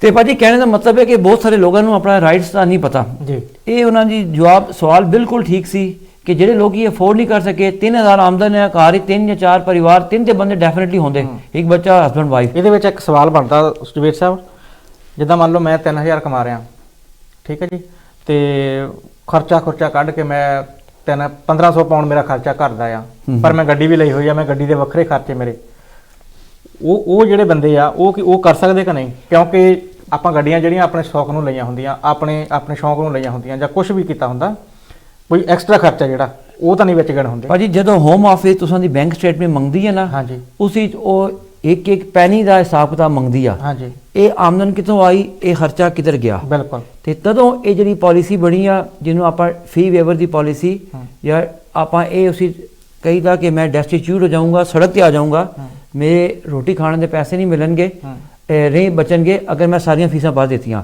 ਇਹ ਪਾਲਿਸੀ ਇसी ਕਾਰਨ ਵਾਸਤੇ ਬਣੀ ਹੈ। ਲੇਕਿਨ ਨਾਲੋਂ ਨਾਲ ਤੁਸੀਂ ਕਹੋ ਜੀ ਤੁਸੀਂ ਮਰਸੀਡੀਜ਼, ਰੇਂਜ ਰੋਵਰ ਗੱਡੀਆਂ ਰੱਖੀਆਂ ਹੋਣ ਤੇ ਕਹੋ ਜੀ ਕਿ ਮੇਰੇ ਕੋਲ ਪੈਸੇ ਨਹੀਂ ਬਚਦੇ, ਉਹ ਤੇ ਗੱਲ ਗਲਤ ਆ। ਜਿਹੜੀ ਬੇਸਿਕ ਨੈਸੈਸਿਟੀ ਹੈਗੀ ਆ, ਜਿਹੜੀ ਰੋਟੀ ਉਹ ਆਪਾਂ ਕੱਪੜਾ ਕਰ ਰਹੇ ਹਾਂ, ਹਾਂਜੀ ਠੀਕ ਆ, ਜੋ ਬੇਸਿਕ ਖਰਚੇ ਨੇ ਉਸ ਵਾਸਤੇ ਹੋਮ ਆਫਿਸ ਦੀ ਪਾਲਿਸੀਆਂ ਜ਼ਰੂਰ ਹੈਗੀਆਂ। ਫਿਰ ਵੀ ਤੁਸਾਂ ਦਾ ਹੱਥ ਤੰਗ ਆ, ਠੀਕ ਆ, ਜਾਂ ਤੁਸੀਂ ਬਿਮਾਰ ਹੋ ਜਾਂਦੇ ਹੋ, ਲੈਟਸ ਸੇ 100 ਇਨਸਾਨ ਨਾਲ ਪ੍ਰੋਬਲਮ ਜ਼ਿੰਦਗੀ ਹੋ ਸਕਦੀਆਂ, ਤੇ ਫਿਰ ਆਪਾਂ NRPF no recourse to public fund ਦੀ ਐਪਲੀਕੇਸ਼ਨ ਉਹ ਕਲੀ ਦਾ, ਮੇਰੇ ਕੋਲ ਉਹਦੀ 250 ਪਾਉਂਡ ਫੀਸ ਹੈਗੀ ਆ ਜੀ। ਹੋਮ ਆਫਿਸ ਤੁਸਾਂ ਦਾ ਸਾਰਾ ਜਿਹੜਾ ਫਾਈਨੈਂਸ਼ੀਅਲ ਕਾਰ ਦਾ ਬਜਟ ਆ ਉਹ ਮੰਗਦਾ, ਦੱਸੋ ਕਿ ਰੈਂਟ ਕਿਤਨਾ, ਖਰਚਾ ਕਿਤਨਾ, ਖਾਣੇ ਪਾਣੇ ਕਿਤਨੇ, ਬੱਚੇ ਦੇ ਸਕੂਲ ਦੇ ਕਿਤਨਾ ਖਰਚਾ, ਠੀਕ ਆ, ਇਹ ਭੇਜੋ ਸਾਨੂੰ। अगर होम ऑफिस सैटिस्फाइड होंगी आ कि वाकई बंदा जेन्युइनली नहीं अफोर्ड कर सकता, फिर होम ऑफिस तुसानू नवा BRP कार्ड देंदी आ, उस उत्ते लिखिया होंदा है कि तुसी बेनीफिट ले सकते हो। फिर तुसी हुकूमत करो, जिस तरह ब्रिटिश बंदे बेनीफिट लैंदे ने, ते जिहड़े 2.5 साल वाले वीजा होल्डर हैं वो भी उसी तरह उन्हां दा अधिकार होंदा बेनीफिट लैने दा। ते देखो ये चीज़ ते एक पक्की आ कि इस मुल्क विच बेशक खर्चे हैगे, लेकिन गवर्नमेंट किसी नू बगैर छत तो, बगैर रोटी तो या तकलीफ जो वो बंदा जेन्युइनली होएगा उसकी भरपूर हेल्प करेगी, भले वो इलीगल बंदे क्यों ना होवन। ये सड़कों के ਜਿਹੜੇ स्लीपलैस होमलैस बंदे होंदे ने, सरकार ते उन्हां वास्ते भी बड़ा कुछ कीता। ਜਿਹੜੇ ਅਸਾਈਲਮ ਵਾਲੇ ਡੰਕੀਆਂ ਲਾ ਕੇ ਆਉਂਦੇ ਉਹਨਾਂ ਨੂੰ 5 ਸਟਾਰ ਹੋਟਲਾਂ ਵਿੱਚ ਰੱਖਿਆ, ਕਿਉਂਕਿ ਹਕੂਮਤ ਦੀ, ਕਿਉਂਕਿ UK ਇੱਕ ਵੈਲਫੇਅਰ ਸਟੇਟ ਆ, ਹਕੂਮਤ ਦੀ ਜ਼ਿੰਮੇਵਾਰੀ ਹੈਗੀ ਆ ਇਹਨਾਂ ਨੂੰ ਰੋਟੀ ਕੱਪੜਾ ਮਕਾਨ ਦੇਣਾ, ਤੇ ਇਸ ਵਾਸਤੇ ਸਾਰਿਆਂ ਦੀ ਭਰਪੂਰ ਹੈਲਪ ਕੀਤੀ ਜਾਂਦੀ ਆ ਤੇ ਇਹ ਆਪਾਂ ਇਸ ਤਰੀਕੇ ਨਾਲ ਆਪਾਂ ਇਹ ਲੋਕਾਂ ਦੀ ਹੈਲਪ ਕਰ ਸਕਦੇ ਹਾਂ। ਜੀ ਬਿਲਕੁਲ ਜੀ, ਆਪਾਂ ਕਾਲ ਵੱਲ ਵਧਦੇ ਹਾਂ ਜੀ। ਹਾਂਜੀ ਸਤਿ ਸ਼੍ਰੀ ਅਕਾਲ ਜੀ। ਸਤਿ ਸ਼੍ਰੀ ਅਕਾਲ ਕੀ ਜੀ ਨਾਲ ਗੱਲ ਕਰਨੀ ਸੀ? ਹਾਂਜੀ ਕਰੋ ਜੀ। ਮੇਰੀ ਹੈ ਨਾ ਮਮ ਆਈ ਟੂ ਦੇ ਵਿੱਚ ਆਈ ਜੈਪੁਰ ਦੇ ਵਿੱਚ, ਮੇਰੇ ਡੈਡੀ ਦੀ ਡੈਥ ਇੱਥੇ ਹੋਈ ਸੀ, ਡੈਡ ਪੱਕਾ ਸੀਗਾ ਇੱਥੇ ਦਾ, ਤਾਂ ਉਹ ਇੱਕਦਮ ਲਾਰੇ ਲਾਈ ਜਾਂਦਾ 20 ਸਾਲ ਤੋਂ ਉੱਤੇ ਹੋ ਗਿਆ ਉਹਨੂੰ ਆਈ ਨੂੰ, ਕਹਿੰਦਾ ਤੈਨੂੰ ਅੱਜ ਪੱਕੀ ਹੋਈ, ਮੈਂ ਕੱਲ ਪੱਕੀ ਹੋਈ, ਮੈਂ ਪੈਸੇ ਵੀ ਨਹੀਂ ਲੈਂਦਾ ਹੈਗਾ, ਕਹਿੰਦਾ ਪੱਕੇ ਹੋ ਕੇ ਮੈਂ ਇਕੱਠੀ ਲੈ ਲਊਂਗਾ ਹਨਾ। ਪਰ ਹੁਣ ਉਹਨੂੰ ਕੋਈ ਸਿਆਣੀ 80 ਸਾਲ ਦੀ ਹੋਈ ਅੱਜ ਤਾਂ, ਉਹਨੂੰ ਹਰ ਚੀਜ਼ ਦੀ ਸਹੂਲਤ ਚਾਹੀਦੀ। ਭੈਣ ਜੀ ਸੌਰੀ ਮੈਂ ਤੁਹਾਡਾ ਸਵਾਲ ਮਿਸ ਕਰ ਰਿਹਾ, ਆਵਾਜ਼ ਤੁਹਾਡੀ ਕੱਟ ਰਹੀ ਆ ਜੀ, ਆਵਾਜ਼ ਵਿੱਚੋਂ ਕੱਟ ਰਹੀ ਤੁਹਾਡੀ, ਥੋੜਾ ਜਿਹਾ ਟੀਵੀ ਦਾ ਵੋਲਿਊਮ ਘੱਟ ਕਰ ਲਓ। ਟੈਲੀ ਚੱਲਦਾ ਹੀ ਨਹੀਂ ਮੇਰਾ। ਹਾਂਜੀ ਦੁਬਾਰਾ ਬੋਲੋ ਜੀ, ਦੁਬਾਰਾ ਤੁਸੀਂ ਆਪਣਾ ਰਿਪੀਟ ਕਰੋ ਸਵਾਲ। ਅੱਛਾ ਮੇਰੀ ਮੰਮੀ ਇੱਥੇ ਨਾ UK ਦੇ ਵਿੱਚ 2002 ਦੇ ਆਏ ਆ ਨਾ ਜੀ, ਮੇਰੇ ਡੈਡੀ ਦੇ ਫਿਊਨਰ ਤੇ ਆਏ ਸੀ, ਜਿੱਦਾਂ ਉਹ ਆਪਣੇ ਹਸਬੰਡ ਦੇ ਫਿਊਨਰ ਤੇ ਆਏ ਸੀ, ਤਾਂ ਉਹਨੂੰ ਹੁਣ 21ਵਾਂ ਸਾਲ ਲੱਗਾ ਆ ਆਈ ਨੂੰ 21 ਇਹ ਸਟਾਰਟ ਆ ਜਿੱਦਾਂ ਉਹ ਪੱਕੀ ਕਿੱਦਾਂ ਹੋ ਸਕਦੀ ਹੈ ਜੀ ਭੈਣ ਜੀ ਜਿਹੜੇ ਮੰਮੀ ਤੁਸਾਂ ਦੇ 2002 ਚ ਆਏ ਉਹਨਾਂ ਨੂੰ 21 ਸਾਲ ਹੋ ਗਏ ਨੇ, ਉਹਨਾਂ ਨੂੰ ਪ੍ਰੂਫ ਕਰਨਾ ਪਏਗਾ ਕਿ ਮੈਂ ਲਾਸਟ 20 ਈਅਰ ਤੋਂ ਯੂਕੇ ਵਿੱਚ ਰਹਿ ਰਹੀ ਹਾਂ। ਹਰ ਸਾਲ ਦਾ ਪ੍ਰੂਫ ਦੇਣਾ ਪਊਗਾ ਤੇ ਲੌਂਗ ਟਰਮ ਦੀ ਬੇਸ ਤੇ ਉਹਨਾਂ ਨੂੰ 2.5 ਸਾਲ ਦਾ ਵੀਜ਼ਾ ਮਿਲ ਸਕਦਾ। ਲੇਕਿਨ ਸ਼ਰਤ ਇਹ ਆ ਕਿ ਹਰ ਸਾਲ ਦਾ ਪ੍ਰੂਫ ਦੇਣਾ ਪਊਗਾ ਕਿ ਉਹ ਯੂਕੇ ਵਿੱਚ ਪਿਛਲੇ 20 ਸਾਲਾਂ ਤੋਂ ਰਹਿ ਰਹੇ ਨੇ। ਕੀ ਪ੍ਰੂਫ ਚਾਹੀਦਾ ਹੈ? ਪ੍ਰੂਫ ਬਿੱਲ ਬੱਤੀਆਂ ਹੋਣ, ਟੈਨੈਂਸੀ ਬੈਲ ਐਗਰੀਮੈਂਟ ਬੱਤੀਆਂ ਨਹੀਂ, ਹੋ। ਉਹ ਕਿਸੇ ਨਾਲ ਵੀ ਜਿੱਦਾਂ ਕਦੇ ਕਿਸੇ ਨਾਲ ਨਹੀਂ ਬੈਲ ਬੱਤੀਆਂ ਨਹੀਂ, ਜਦੋਂ ਉਹਦੇ ਅੱਛਾ ਹਸਪੀਟਲ ਦੇ ਪਹਿਲੇ ਮੈਂ ਜਵਾਬ ਦੇਣ ਦੋ, ਫਿਰ ਤੁਸੀਂ ਸਵਾਲ ਬੇਸ਼ੱਕ ਪੁੱਛਣਾ। ਜਿਹੜੇ ਹਕੂਮਤ ਮੰਗਦੀ ਆ, ਹੋਮ ਆਫਿਸ ਪ੍ਰੂਫ ਮੰਗਦੀ ਆ, ਜਾਂ ਬਿੱਲ ਬੱਤੀਆਂ ਹੋਣ, ਜਾਂ ਕਾਉਂਸਲ ਟੈਕਸ ਹੋਵੇ, ਜਾਂ ਬੈਂਕ ਸਟੇਟਮੈਂਟ ਹੋਵੇ, ਜਾਂ ਡਾਕਟਰ ਦਾ NHS ਦਾ ਰਿਕਾਰਡ ਹੋਵੇ, ਜਾਂ ਅਗਰ ਗੁਰਦੁਆਰਾ ਮੱਥਾ ਟੇਕਣ ਜਾਂਦੇ ਨੇ ਉੱਥੇ ਦੇ ਪ੍ਰਧਾਨ ਲਿਖ ਕੇ ਦਊ, ਜਾਂ ਜਿਸ ਸਿਟੀ 'ਚ ਰਹਿੰਦੇ ਨੇ ਉੱਥੇ ਦਾ ਜਿਹੜਾ MP ਹੈ ਉਹ ਲਿਖ ਕੇ ਦਊ, ਜਾਂ ਸ਼ਾਦੀ ਵਿਆਹ ਜਾਂਦੇ ਨੇ ਉੱਥੇ ਦੀ ਤਸਵੀਰਾਂ ਹੋਣ, ਜਾਂ ਸੋਸ਼ਲ ਮੀਡੀਆ ਤੇ ਕੋਈ ਐਕਟੀਵਿਟੀਜ਼ 'ਚ ਪਾਰਟਿਸਿਪੇਟ ਕੀਤਾ ਹੋਵੇ, ਉਹ ਪ੍ਰੂਫ ਹੋਵੇ। ਕਿਉਂਕਿ ਪ੍ਰੂਫ ਕਰਨਾ ਉਸ ਵਿਅਕਤੀ ਦੀ, ਉਸ ਬੰਦੇ ਦੀ ਜ਼ਿੰਮੇਵਾਰੀ ਆ ਕਿ ਉਹ ਪ੍ਰੂਫ ਕਰੇ ਕਿ ਮੈਂ 20 ਸਾਲਾਂ ਤੋਂ ਯੂਕੇ 'ਚ ਰਹਿ ਰਿਹਾ। ਪਰ ਉਹਦਾ ਜਦ ਹੀ ਆਈ ਜਾਂਦੀ ਉਹਦਾ ਕੇਸ ਲੱਗਾ ਆ ਇੱਥੇ ਨਾ ਯੂਕੇ ਦੇ ਵਿੱਚ, ਤੇ ਪਰ ਉਹਦਾ ਦੂਜਾ ਵੀ ਹੈਗਾ, ਡਾਕਟਰ ਵੀ ਹੈਗਾ ਆ, NHS ਦਾ ਵੀ ਹੈਗਾ ਰੈਕੋਰਡ ਉਹਦੇ। ਪਰ ਗੁਰਦੁਆਰੇ ਵਾਲੇ ਤੇ ਮੱਥਾ ਟੇਕਣ ਜਾਂਦੇ, ਉਹ ਕਿੱਦਾਂ ਪ੍ਰੂਫ ਦੇ ਚਿੱਠੀ ਦੇ ਦੋਗੇ ਨਾ ਜੀ? ਨਾਰਮਲੀ ਚਲੋ ਅਗਰ NHS ਦਾ ਵੀ ਪ੍ਰੂਫ ਹੈਗਾ ਨਾ ਉਹਨਾਂ ਕੋਲ, ਉਹ ਵੀ ਕਾਫੀ ਹੁੰਦਾ। ਮੈਂ ਤੇ ਨਹੀਂ, ਡਾਕਟਰ ਜ਼ਿਆਦਾ ਹੀ ਬਣਿਆ, ਉਹਨੇ ਜ਼ਿਆਦਾ ਹੀ ਆਈ ਹੈ ਨਾ ਜੀ ਜੀ। ਲੇਕਿਨ ਡਾਕਟਰ ਕੋਲ ਤੇ ਜ਼ਾਰੀ ਗੱਲ ਹੈ 20 ਸਾਲਾਂ ਡਾਕਟਰ ਕੋਲ ਤੇ ਗਏ ਹੋਣਗੇ, ਜਿਸ ਘਰ ਜਿਸ ਬੰਦੇ ਨਾਲ ਰਹਿ ਰਹੇ ਨੇ ਉਹ ਤੇ ਗਵਾਹੀ ਦਊਗਾ ਕਿ ਮੇਰੇ ਨਾਲ ਰਹਿ ਰਹੇ ਨੇ ਜਾਂ ਸ਼ੇਅਰ ਕਰ ਰਹੇ ਨੇ। ਠੀਕ ਆ? ਹਾਂ, ਜੀ ਜੀ ਉਹ ਤਾਂ ਦਵਾਂਗੇ ਅਸੀਂ। ਜੀ ਜੀ। ਬਸ ਉਹ ਜਿਹੜੇ 6 ਤਰ੍ਹਾਂ ਦੇ ਪ੍ਰੂਫ ਮੰਗਦੇ ਨੇ 6 ਡਿਫਰੈਂਟ ਸੋਰਸਿਸ ਤੋਂ, ਆਪਾਂ ਅਗਰ ਉਹਦੇ ਥਰੂ ਵੀ ਪ੍ਰੂਫ ਕਰ ਦੇਵੇ ਤੇ ਚੱਲ ਜਾਂਦਾ। ਹਾਂ ਠੀਕ ਹੈ ਜੀ ਭੈਣ ਜੀ। ਬਾਕੀ ਤੁਹਾਡਾ ਆਫਿਸ ਜਿਹੜਾ 100 ਰੋਡ ਦਾ, ਪਲੀਜ਼ ਐਡਰੈਸ ਤੇ ਟੈਲੀਫੋਨ ਨੰਬਰ ਦਿਓ ਉੱਥੇ ਦਾ ਨਾ, ਇਹ ਵਿੱਚ ਸ਼ੋ ਕਰੋ ਤੁਸੀਂ। ਹਾਂਜੀ, ਉਹ ਆਪਾਂ ਸ਼ੋਅ ਨਹੀਂ ਕਰ ਸਕਦੇ ਭੈਣ ਜੀ। ਜਦੋਂ ਤੋਂ ਆਪਣਾ ਸ਼ੋਅ ਮੁੱਕ ਗਿਆ ਨਾ, ਖਤਮ ਹੋ ਗਿਆ, ਤੁਸੀਂ ਸਟੂਡੀਓ ਕਾਲ ਕਰਕੇ ਤੁਸੀਂ ਨੰਬਰ ਲੈ ਸਕਦੇ ਹੋ ਉਹਨਾਂ ਕੋਲੋਂ। ਇਹਨਾਂ ਦਾ ਨਹੀਂ, ਪਰ ਤੁਸੀਂ ਮਾੜਾ ਜਿਹਾ ਐਡਰੈਸ ਤਾਂ ਦੱਸ ਹੀ ਸਕਦੇ ਨਹੀਂ ਤਾਂ। ਨਹੀਂ, ਐਡਰੈਸ ਤੁਸੀਂ ਉਹਨਾਂ ਕੋਲੋਂ ਲੈ ਸਕਦੇ ਨਾ, ਆਪਣੇ ਅਸਿਸਟੈਂਟ ਤੋਂ। ਤੁਸੀਂ ਟੈਲੀਫੋਨ ਨੰਬਰ ਵੀ ਨਹੀਂ ਸ਼ੋ ਕਰ ਸਕਦੇ ਇਹਨਾਂ ਦਾ? ਟੈਲੀਫੋਨ ਨੰਬਰ ਵੀ ਨਹੀਂ ਕਰ ਸਕਦੇ ਜੀ। ਜਿਹੜਾ ਟੈਲੀਫੋਨ ਨੰਬਰ ਸ਼ੋ ਹੋਇਆ ਸਟੂਡੀਓ ਤੋਂ ਇਹ ਸਟੂਡੀਓ ਦਾ ਇਸੇ ਨੰਬਰ ਤੇ ਕਰਕੇ ਤੁਸੀਂ ਜੋ ਮਰਜ਼ੀ ਇਨਫੋਰਮੇਸ਼ਨ ਲੈ ਲਓ ਜੀ। ਠੀਕ ਹੈ, ਠੀਕ ਹੈ, ਥੈਂਕ ਯੂ। ਠੀਕ ਹੈ ਭੈਣ ਜੀ, ਥੈਂਕ ਯੂ ਜੀ। ਬਿਲਕੁਲ ਜਵੇਦ ਸਾਹਿਬ ਜੀ। ਇਹ ਜਿਸ ਤਰੀਕੇ ਨਾਲ ਭੈਣ ਜੀ ਨੇ ਗੱਲ ਕੀਤੀ ਹੈ ਕਿ ਜਿਹੜੇ ਆਪਾਂ ਕਰਨੇ ਆ ਸ਼ੋਅ ਕਰਨੇ ਆ, ਸਮ ਟਾਈਮ ਬਹੁਤ ਲੋਕੀ ਇਦਾਂ ਦੇ ਆ ਜਿਹੜੇ ਰਹੀ ਜਾਂਦੇ ਆ, ਉਹ ਕੁਝ ਨਹੀਂ ਬਣਾਉਂਦੇ। ਭਾਜੀ ਬਿਲਕੁਲ ਸਵਾਲ ਤੁਹਾਡਾ ਬਿਲਕੁਲ ਬਜਾ ਜੈਨੂਇਨ ਹੈਗਾ। ਹਾਂਜੀ। ਜਿਹੜੇ ਲੋਕੀ 20 ਸਾਲਾਂ ਤੋਂ ਛੁਪ ਕੇ ਰਹਿੰਦੇ ਨੇ ਉਹਨਾਂ ਕੋਲ ਤੇ ਇਤਨੇ ਪ੍ਰੂਫ ਨਹੀਂ ਹੁੰਦੇ। ਲੇਕਿਨ ਸਰਕਾਰ ਇਹ ਕਹਿੰਦੀ ਹੈ ਜਿਹੜਾ ਵਿਅਕਤੀ ਅਪਲਾਈ ਕਰੇਗਾ, ਜਿਹੜਾ ਐਪਲੀਕੈਂਟ ਅਪਲਾਈ ਕਰੂਗਾ, ਇਹ ਉਹਦੀ ਜ਼ਿੰਮੇਵਾਰੀ ਹੈਗੀ ਆ। ਨਾਰਮਲੀ NHS ਦਾ ਪ੍ਰੂਫ ਸਾਰਿਆਂ ਕੋਲ ਹੁੰਦਾ, ਨਾਰਮਲੀ ਹੁੰਦਾ ਹੈ। ਕੋਈ ਨਾ ਕੋਈ ਹਾਰੀ ਬਿਮਾਰੀ ਲੱਗੀ ਰਹਿੰਦੀ, ਜਾਂ ਜਿਸ ਘਰ ਹੀ ਰਹਿੰਦਾ ਜ਼ਾਰੀ ਕਰੋ ਉਸ ਘਰ ਹੀ ਬੰਦੇ ਰਹਿੰਦੇ ਹੋਣਗੇ। ਠੀਕ ਆ? ਜਾਂ ਆਪਾਂ ਕਿਸੇ ਵੀ ਕੇ ਨਾਮ ਹੈ ਕੋਈ ਚੀਜ਼ ਲਿੱਤੀ ਹੋਊਗੀ ਜਾਂ ਕੋਈ ਬਿੱਲ ਬੱਤੀਆਂ ਉਸਦੇ ਕੋਲ ਹੋਊਗਾ, ਕੁਝ ਨਾ ਕੁਝ ਤੇ ਸ਼ੋ ਕਰਨਾ ਪਊਗਾ ਜੀ। ਨਾਰਮਲੀ 6 ਤਰ੍ਹਾਂ ਦੇ ਪ੍ਰੂਫ ਕਹਿੰਦੇ ਹੋਣੇ ਚਾਹੀਦੇ ਨੇ। ਜਿਸ ਟੈਨੈਂਸੀ ਐਗਰੀਮੈਂਟ ਹੋਗੀ, ਜਿਹੜੇ ਮੈਂ ਗਿਣਵਾਏ, ਅਗਰ ਇਹ ਪ੍ਰੂਫ ਹੋਣ ਤੇ ਹੋਮ ਆਫਿਸ ਜਿਹੜਾ ਹੈਗਾ ਉਹ ਇਹਨੂੰ ਵੀਜ਼ਾ ਦਿੰਦਾ। ਅਗਰ ਇਹਨਾਂ 6-7 ਪ੍ਰੂਫਾਂ ਦੇ ਹਟ ਕੇ ਹੋਵੇ, ਹੋਮ ਆਫਿਸ ਫਿਰ ਵੀ ਕੰਸੀਡਰ ਕਰਦਾ। ਲੇਕਿਨ ਉਹ ਜ਼ਿਆਦਾ ਜਿਹੜੇ ਪਹਿਲੇ 6 ਪ੍ਰੂਫ ਦੱਸੇ, ਜਿਹੜੇ ਇੰਡੀਪੈਂਡੈਂਟ ਸੋਰਸਿਸ ਤੋਂ ਹੁੰਦੇ, ਉਹਨੂੰ ਹੋਮ ਆਫਿਸ ਜ਼ਿਆਦਾ ਪ੍ਰੇਫਰ ਕਰਦਾ। ਜੀ ਬਿਲਕੁਲ। ਆਪਾਂ ਕਾਲ ਵੱਲ ਵਧਦੇ ਹਾਂ ਫਿਰ ਕਰਦੇ। ਹਾਂਜੀ, ਸਤਿ ਸ਼੍ਰੀ ਅਕਾਲ ਜੀ। ਸਤਿ ਸ਼੍ਰੀ ਅਕਾਲ ਭਾਜੀ। ਸਤਿ ਸ਼੍ਰੀ ਅਕਾਲ ਜੀ। ਭਾਜੀ ਮੈਂ ਇਹ ਪੁੱਛਣਾ ਸੀਗਾ ਕਿ ਵਕੀਲ ਸਾਹਿਬ ਨੂੰ, ਮੈਨੂੰ 20 ਸਾਲ ਬਾਅਦ ਪੇਪਰ ਮਿਲੇ ਆ ਜੀ ਜੀ, ਤੇ ਮੈਂ ਇੰਡੀਆ ਜਾਣਾ ਚਾਹੁੰਦੀ ਆ, ਕਿੰਨੇ ਕੁ ਦੇਰ ਬਾਅਦ ਜਾ ਸਕਦੀ ਆ? ਜੀ ਭੈਣ ਜੀ, ਤੁਹਾਨੂੰ ਅਗਰ 20 ਮੈਂ ਸਾਲ ਇੰਡੀਆ ਬਾਅਦ ਜਾਣਾ ਚਾਹੁੰਦੀ। ਜੀ ਜੀ 20 ਸਾਲ ਬਾਅਦ ਪੇਪਰ ਮਿਲੇ ਤੇ ਤੁਹਾਨੂੰ 2.5 ਸਾਲਾਂ ਦਾ ਵੀਜ਼ਾ ਮਿਲਾ ਹੋਊਗਾ। ਠੀਕ ਆ? ਜੀ, ਤੇ ਤੁਸੀਂ ਇੰਡੀਆ ਬਿਲਕੁਲ ਜਾ ਸਕਦੇ ਹੋ ਤੇ ਉੱਥੇ 2-3 ਮਹੀਨੇ ਤੱਕ ਰਹਿ ਕੇ ਵਾਪਸ ਵੀ ਆ ਸਕਦੇ ਹੋ, ਕੋਈ ਦਿੱਕਤ ਨਹੀਂ। ਹਾਂ ਜੀ। ਮੈਂ ਨਾ ਅਸਤਮੇ ਦੀ ਮਰੀਜ਼ ਹਾਂ। ਜਦੋਂ ਮੈਂ ਇੱਥੇ ਆਈ ਸੀਗੀ ਜੀ ਤੇ ਜੀ ਮੈਨੂੰ ਅਸਤਮਾ ਹੋ ਗਿਆ ਸੀਗਾ, 2002 ਚ ਆਈ ਸੀਗੀ ਤੇ ਜਦ ਦੀ ਮੈਂ ਪ੍ਰੋਬਲਮ ਆ ਮੈਨੂੰ ਸਾਹ ਦੀ ਬਹੁਤ ਜ਼ਿਆਦਾ, ਤੇ ਇਹਦੀ ਵਜ੍ਹਾ ਦੇ ਨਾਲ ਮੈਨੂੰ ਪੇਪਰ ਜਿਹੜੇ ਕਾਰਡ ਮਿਲਿਆ ਉਹਦੇ ਤੇ ਲਿਖਿਆ ਕਿ ਤੂੰ ਕੋਈ ਬੈਨੀਫਿਟ ਨਹੀਂ ਲੈ ਸਕਦੀ। ਅੱਛਾ। ਮੈਂ ਤੇ ਮੇਰਾ ਬਹੁਤ ਸੀਰੀਅਸ ਅਸਤਮਾ ਆ ਤੇ ਮੇਰੀ ਮਾਂ ਸੀਗੀ, ਉਹਦੀ ਮੈਂ ਲੁੱਕ ਆਫਟਰ ਕਰਦੀ ਸੀਗੀ 20 ਸਾਲ ਤੋਂ। ਉਹ ਤਾਂ ਹੁਣ ਮਰ ਗਈ, 8 ਮਹੀਨੇ ਹੋ ਗਏ ਆ ਤੇ ਉਹਦਾ ਵੀ ਨਹੀਂ, ਉਦੋਂ ਮੇਰੇ ਕੋਲ ਪੇਪਰ ਨਹੀਂ ਸੀ, ਉਹਦਾ ਵੀ ਨਹੀਂ ਮੈਨੂੰ ਕੁਝ ਵੀ ਮਿਲਿਆ। ਤੇ ਕੀ ਹੋ ਸਕਦਾ ਕੁਛ, ਜਿੱਦਾਂ ਤੁਸੀਂ ਕਾਰਡ ਬਾਰੇ ਦੱਸਿਆ ਕਿ ਮੇਰੇ ਲਈ ਵੀ ਕੁਝ ਹੋ ਸਕਦਾ ਹੈ ਜੀ ਕਿ ਮੈਂ ਬਿਲਕੁਲ ਕੰਮ ਤਾਂ ਕਰਦੀ ਨਹੀਂ। ਭੈਣ ਜੀ ਅਗਰ ਤੁਸੀਂ ਕਮਾਈ ਨਹੀਂ ਕਰ ਸਕਦੇ, ਤੁਹਾਨੂੰ ਅਸਥਮਾ ਦੀ ਬਿਮਾਰੀ ਹੈਗੀ ਆ ਤੇ ਡਾਕਟਰ ਕੋਲੋਂ ਇੱਕ ਰਿਪੋਰਟ ਬਣਾਓ, ਹੋਮ ਆਫਿਸ ਨੂੰ ਉਹ ਭੇਜਣੀ ਪਏਗੀ ਰਿਪੋਰਟ। ਉਸ ਕਾਰਡ ਦੇ ਉਸ NRPF ਐਪਲੀਕੇਸ਼ਨ ਦਾ ਨਾਮ ਹੈਗਾ ਕਿ ਬਈ ਮੈਂ ਬਿਮਾਰ ਆ, ਮੈਂ ਪੈਸੇ ਨਹੀਂ ਕਮਾ ਸਕਦੀ, ਮੈਨੂੰ ਬੈਨੀਫਿਟ ਦਿੱਤੇ ਜਾਵਨ।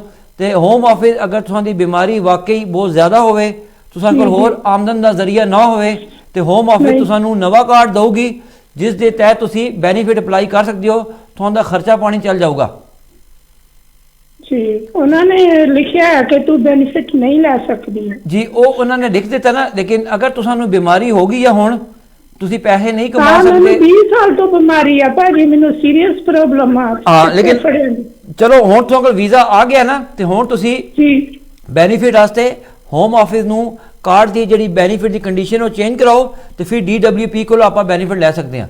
ਠੀਕ ਹੈ ਜੀ, ਥੈਂਕ ਯੂ। ਠੀਕ ਹੈ, ਥੈਂਕ ਯੂ। ਫਿਰ ਵੀ ਮੈਂ ਜਾਵਾਂ ਜੇ ਇੰਡੀਆ ਤਾਂ ਵੀਜ਼ੇ ਦੀ ਵੀ ਲੋੜ ਪੈਂਦੀ ਹੈ? ਨਾ ਤੁਹਾਨੂੰ ਇੰਡੀਆ ਵੀਜ਼ਾ ਦੀ ਲੋੜ ਨਹੀਂ ਹੈ, ਤੁਸੀਂ ਤੇ ਇੰਡੀਅਨ ਨਾਗਰਿਕ ਹੋ ਨਾ। ਇਹ ਤੇ ਤੁਸੀਂ ਹਾਲੇ ਬ੍ਰਿਟਿਸ਼ ਥੋੜੀ ਹੋਏ, ਤੁਸੀਂ ਕੋਲ ਸਿਰ 2.5 ਸਾਲ ਦਾ ਵੀਜ਼ਾ ਹੈਗਾ। ਮੇਰਾ ਹੁਣੇ ਹੀ ਬਣਿਆ ਪਾਸਪੋਰਟ, ਹੁਣੇ ਹੀ ਬਣਿਆ, ਮੈਨੂੰ ਜਨਵਰੀ ਚ ਮਿਲਿਆ ਕਾਰਡ। ਠੀਕ ਆ, ਕੋਈ ਚੱਕਰ ਨਹੀਂ। ਬਸ ਉਹ ਜਿਹੜਾ UK ਜਿਹੜਾ ਵੀਜ਼ਾ ਕਾਰਡ ਹੈਗਾ ਉਹ ਰੱਖੋ, ਇੰਡੀਆ ਦਾ ਪਾਸਪੋਰਟ ਰੱਖੋ, ਤੇ ਸਿੱਧਾ ਇੰਡੀਆ ਫਲਾਈ ਕਰ ਸਕਦੇ ਹੋ ਤੁਸੀਂ। ਠੀਕ ਹੈ ਜੀ, ਥੈਂਕ ਯੂ। ਥੈਂਕ ਯੂ ਤੁਹਾਨੂੰ। ਥੈਂਕ ਯੂ ਜੀ ਬਿਲਕੁਲ, ਜਿਸ ਤਰੀਕੇ ਨਾਲ ਉਹਨਾਂ ਨੇ ਦੱਸਿਆ ਕਿ ਜਿਹੜਾ ਵੀਜ਼ਾ ਸੌਰੀ ਅਸਥਮਾ ਆ ਉਹਨਾਂ ਨੂੰ, ਤੇ ਮੇਰੇ ਖਿਆਲ ਨਾਲ ਉਹ ਆਪਣਾ ਪ੍ਰੂਵ ਕਰਕੇ, ਕਿਉਂਕਿ ਇੰਨੇ ਚਿਰ ਤੋਂ ਆ, ਸੋ ਉਹਨਾਂ ਦਾ ਤਾਂ ਫਿਰ ਈਜ਼ੀ ਹੋ ਜਾਊਗਾ। ਜੀ ਬਿਲਕੁਲ, ਡਾਕਟਰ ਦੀ ਰਿਪੋਰਟ ਲਾਵਨ, ਡਾਕਟਰ ਲਿਖ ਕੇ ਦੇਵੇ ਵੀ ਕੰਮ ਨਹੀਂ ਕਰ ਸਕਦੇ, ਦਿੱਕਤ ਇਹਨਾਂ ਨੂੰ ਕੰਮ ਕਰਨੇ 'ਚ, ਜਾਂ ਰੋਜ਼ਮਰਾ ਦੀ ਜਿਹੜੀ ਜ਼ਿੰਦਗੀ ਆ ਉਸੇ ਉੱਠਣੇ ਬੈਠਣੇ ਦਿੱਕਤ ਹੈ, ਤੇ ਹੋਮ ਆਫਿਸ ਬੜਾ ਨਰਮੀ ਦੇ ਨਾਲ ਦੇਖੂਗੀ ਜਿਹੜੀ ਜੈਨੂਇਨ ਬਿਮਾਰੀਆਂ ਹੈਗੀਆਂ।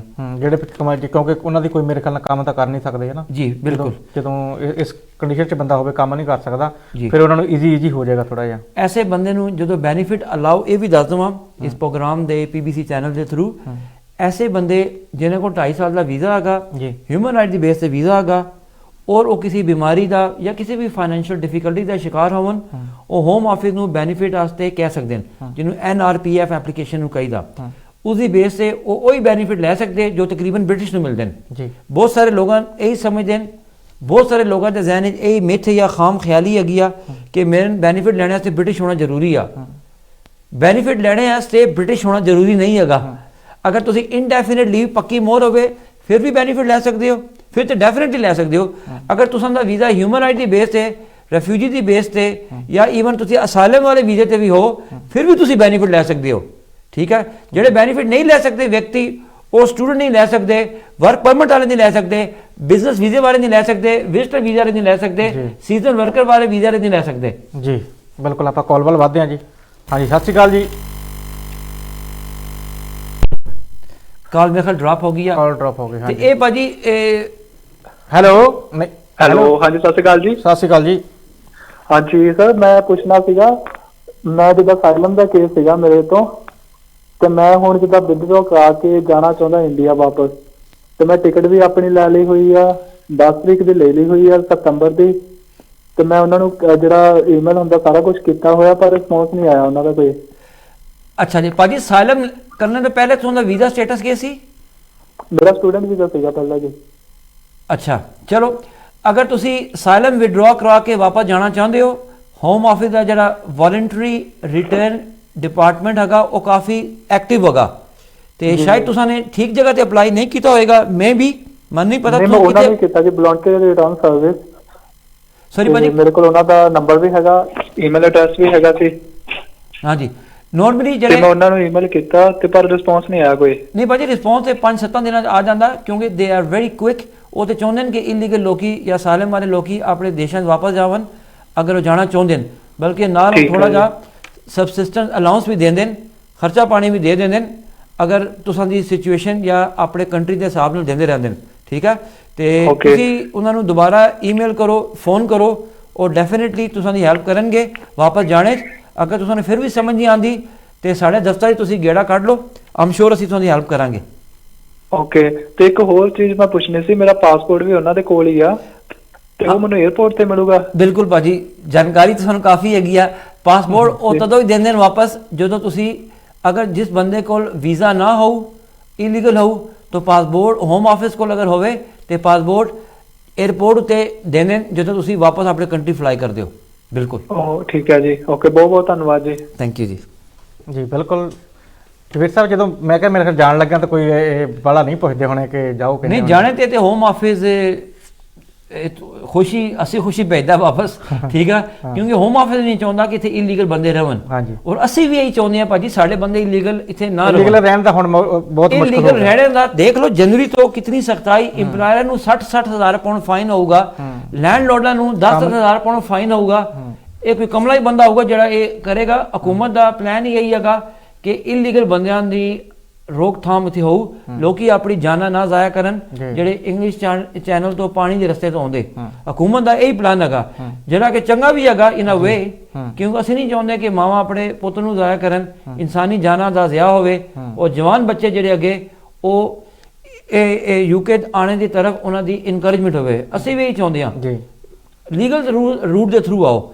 ਅਗਰ ਫਿਰ ਵੀ ਤੁਹਾਨੂੰ ਸਮਝ ਨਹੀਂ ਲੱਗਦੀ ਤੇ ਭਾਜੀ ਜਿਹੜੇ ਅੱਛੇ ਵਕੀਲ ਲਗੇ ਜਿਹੜੇ ਕੰਮ ਨੂੰ ਸਮਝਦੇ ਨੇ ਉਹਨਾਂ ਕੋਲ ਜਾਓ, ਉੱਥੇ ਵੀ ਨਹੀਂ ਤੁਹਾਨੂੰ ਗੱਲ ਬਣਦੀ ਤੇ ਅਸੀਂ ਕਿਸ ਵਾਸਤੇ ਬੈਠੇ ਆ, ਟੀਵੀ ਚੈਨਲ ਕਿਸ ਵਾਸਤੇ ਬੈਠਾ ਹੈਗਾ, ਅਸੀਂ ਹੈਲਪ ਕਰਨ ਵਾਸਤੇ ਬੈਠੇ ਆ ਭਾਜੀ। ਬਿਲਕੁਲ ਬਿਲਕੁਲ ਜੀ। ਕਾਲ ਦੁਬਾਰਾ ਆ ਗਈ ਆਪਾਂ ਹਾਂਜੀ ਸਤਿ ਸ਼੍ਰੀ ਅਕਾਲ ਜੀ। ਹੈਲੋ ਸਤਿ ਸ਼੍ਰੀ ਅਕਾਲ ਸਾਹਿਬ ਜੀ। ਸਤਿ ਸ਼੍ਰੀ ਅਕਾਲ ਜੀ।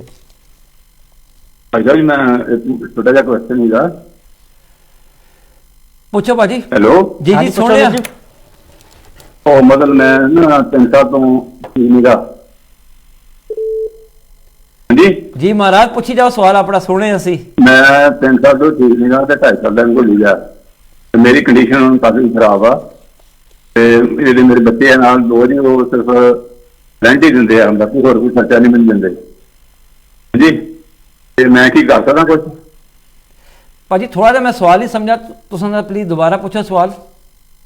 ਮੈਂ ਕਿਹਾ ਜੀ ਮੇਰੇ ਕੋਲ 2.5 ਸਾਲ ਦਾ ਵੀਜ਼ਾ, 2.5 ਸਾਲ ਦਾ ਜੀ ਜੀ। ਤੇ ਮੇਰੇ ਜਿਹੜੇ ਬੱਚੇ ਨੂੰ ਨਾ ਦਿੰਦੇ ਆ, ਉਹ ਮੈਨੂੰ ਪਹਿਲਾਂ ਖਰਚਾ ਸਭ ਦਿੰਦੇ ਸੀਗੇ ਤੇ ਹੁਣ ਉਹ ਸਿਰਫ ਰੈਂਟ ਹੀ ਦਿੰਦੇ ਆ, ਮੈਨੂੰ ਹੋਰ ਕੋਈ ਖਰਚਾ ਨਹੀਂ ਮਿਲਦਾ। ਮੈਂ ਸਮਝ ਗਿਆ ਭਾਜੀ। ਭਾਜੀ ਜੀ ਤੁਸੀਂ ਕਹਿ ਰਹੇ 3 ਸਾਲ ਤੋਂ ਬਿਮਾਰ ਆ। ਠੀਕ ਹੈ ਠੀਕ ਹੈ ਭਾਜੀ। ਬੱਚੇ ਬ੍ਰਿਟਿਸ਼ ਹੈਗੇ ਜਾਂ ਉਹਨਾਂ ਕੋਲ 2.5 ਸਾਲ ਦਾ ਵੀਜ਼ਾ ਹੈਗਾ?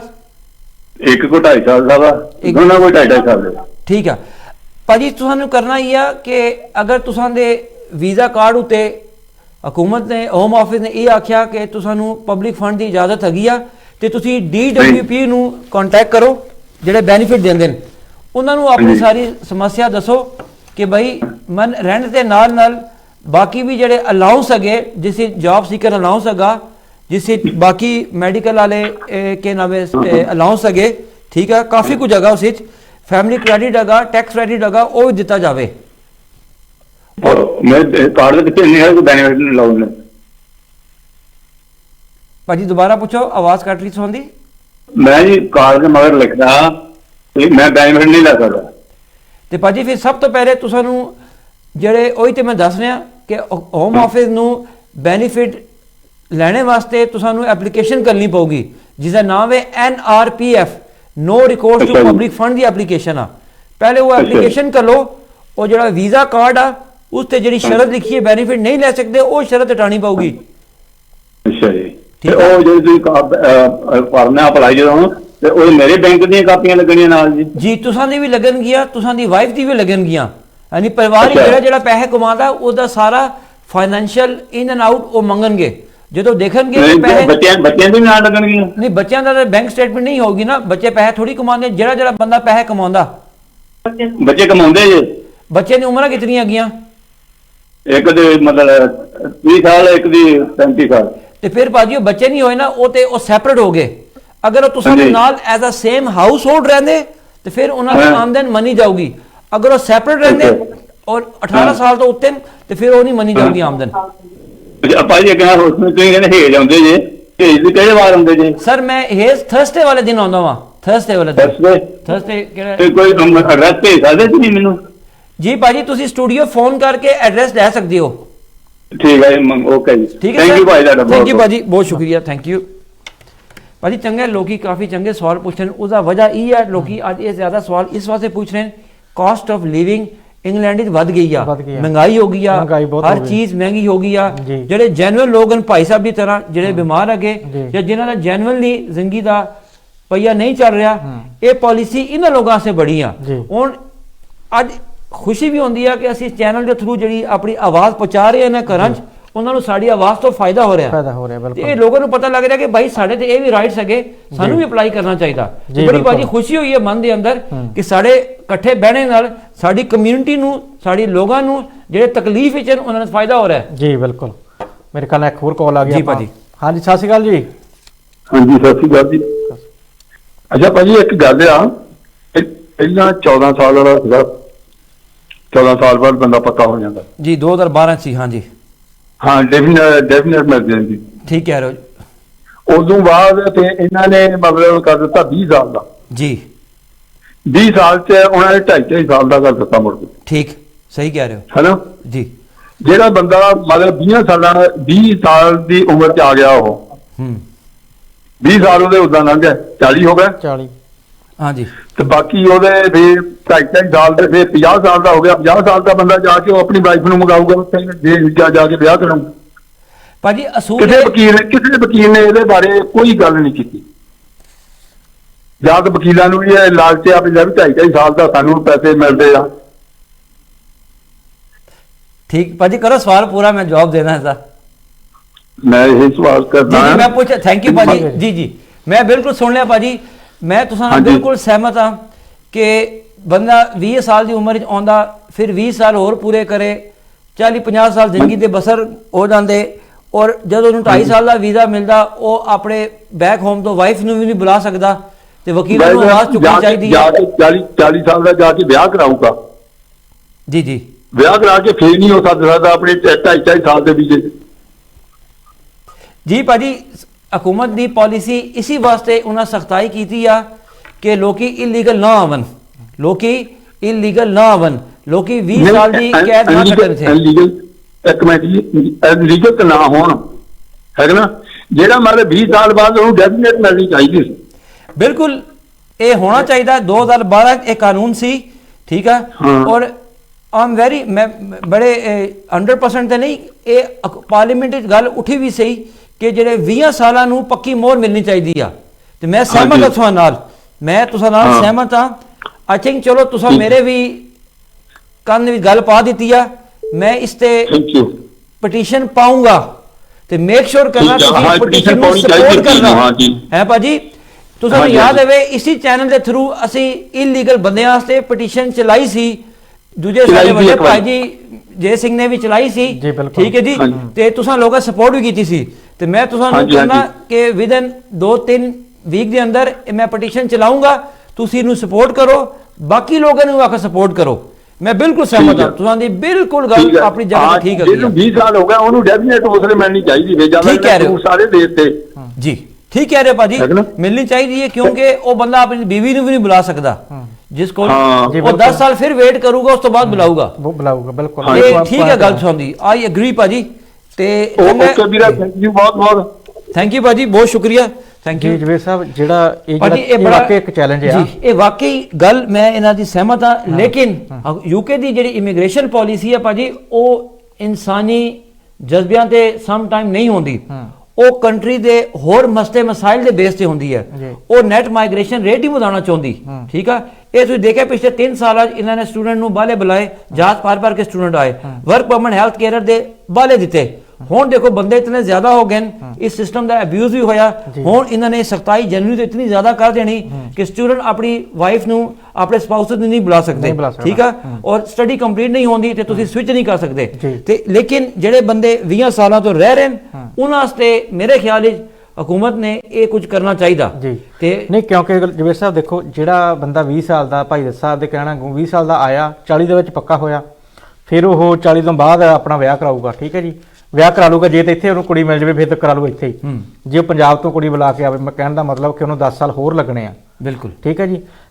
ਸੋ ਇਹ ਜਿਹੜੀ ਮੇਰੇ ਖਿਆਲ ਨਾਲ ਹਕੂਮਤ ਨੂੰ ਵੀ ਇਹ ਚੀਜ਼ ਸੋਚਣੀ ਚਾਹੀਦੀ ਆ ਕਿ ਜੀ ਇਹ ਤੁਹਾਡੀ ਗੱਲ ਠੀਕ ਆ। ਇਸ ਵਾਸਤੇ ਇੱਕ ਪਾਲਿਸੀ ਹੈਗੀ ਆ ਜਿਹਨੂੰ ਹਾਫ ਲਾਈਫ ਰੂਲ ਕਹਿੰਦੇ ਨੇ। ਅਗਰ ਤੁਹਾਡੀ ਉਮਰ 18 ਤੋਂ 25 ਦੇ ਦਰਮਿਆਨ ਹੈਗੀ ਆ, ਤੁਸੀਂ ਯੂਕੇ 'ਚ ਆਪਣੀ ਅੱਧੀ ਜ਼ਿੰਦਗੀ ਜੀਵਨ ਬਤਾਇਆ, ਤੇ ਤੁਸੀਂ ਇਸ ਵਾਸਤੇ ਪੱਕੀ ਮੋਹਰ ਵਾਸਤੇ ਅਪਲਾਈ ਕਰ ਸਕਦੇ ਹੋ। ਫਿਰ ਇੱਕ ਹੋਰ ਪਾਲਿਸੀ ਆ ਇਸ ਵਾਸਤੇ ਜਿਹਨੂੰ ਆਪਣਾ ਯੰਗ ਐਡਲਟ ਵੀ ਕਹਿੰਦੇ ਨੇ, ਉਹ ਵੀ ਪਾਲਿਸੀਆਂ ਆ ਗਈਆਂ। ਲੇਕਿਨ ਉਹ ਉਹਨਾਂ ਲੋਕਾਂ ਵਾਸਤੇ ਜਿਹੜੇ 25 ਤੋਂ ਥੱਲੇ ਹੈਗੇ, ਜਿਹੜੇ 25 ਤੋਂ ਟੱਪ ਜਾਂਦੇ ਨੇ, 25 ਈਅਰ ਤੋਂ ਉੱਤੇ ਟੱਪ ਜਾਂਦੇ ਨੇ, ਉਹਨਾਂ ਵਾਸਤੇ ਭਾਜੀ ਬੜਾ ਇੱਕ ਨਰਕ ਹੈਗਾ, ਬੜਾ ਅਜ਼ਾਬ ਹੈਗਾ। ਉਹ 20 ਸਾਲ ਦੇ ਬਾਅਦ 10 ਸਾਲ ਫਿਰ ਵੇਟ ਕਰਨ, ਔਰ ਫਿਰ ਜਾ ਕੇ ਆਪਾਂ ਗੱਲ ਨੂੰ ਸਟਾਪ ਕਰਕੇ ਇੱਥੋਂ ਸਟਾਰਟ ਕਰਾਂਗੇ। ਜੀ। ਆਪਾਂ ਕਾਲ ਲੈਨੇ ਆ। ਹਾਂਜੀ ਸਤਿ ਸ਼੍ਰੀ ਅਕਾਲ ਜੀ। ਸਤਿ ਸ੍ਰੀ ਅਕਾਲ ਜੀ। ਸਤਿ ਸ਼੍ਰੀ ਅਕਾਲ ਜੀ। ਮੈਂ ਵਕੀਲ ਸਾਹਿਬ ਨੂੰ ਪੁੱਛਣਾ ਚਾਹੁੰਦਾ ਸੀ ਕਿ ਮੇਰਾ ਦੋਸਤ ਇੱਕ ਇੰਡੀਆ ਤੋਂ ਆਇਆ ਹੈ, ਉਸਦੀ ਵਾਈਫ ਦੇ ਕੋਲ ਸਕਿਲਡ ਵੀਜ਼ਾ ਹੈ, ਕੇਅਰ ਵਰਕਰ, ਔਰ ਹਸਬੈਂਡ ਔਰ ਉਹਦਾ ਸਨ ਵੀ ਨਾਲ ਆਇਆ ਹੈ, ਤੇ ਉਹਨਾਂ ਦੇ ਉੱਥੇ ਕੰਮ ਨਹੀਂ ਸੀ, ਉਹਨਾਂ ਨੇ ਚੇਂਜ ਕੀਤਾ ਹੈ, ਹੁਣ ਸਪਾਂਸਰ ਚੇਂਜ ਕੀਤਾ ਹੈ।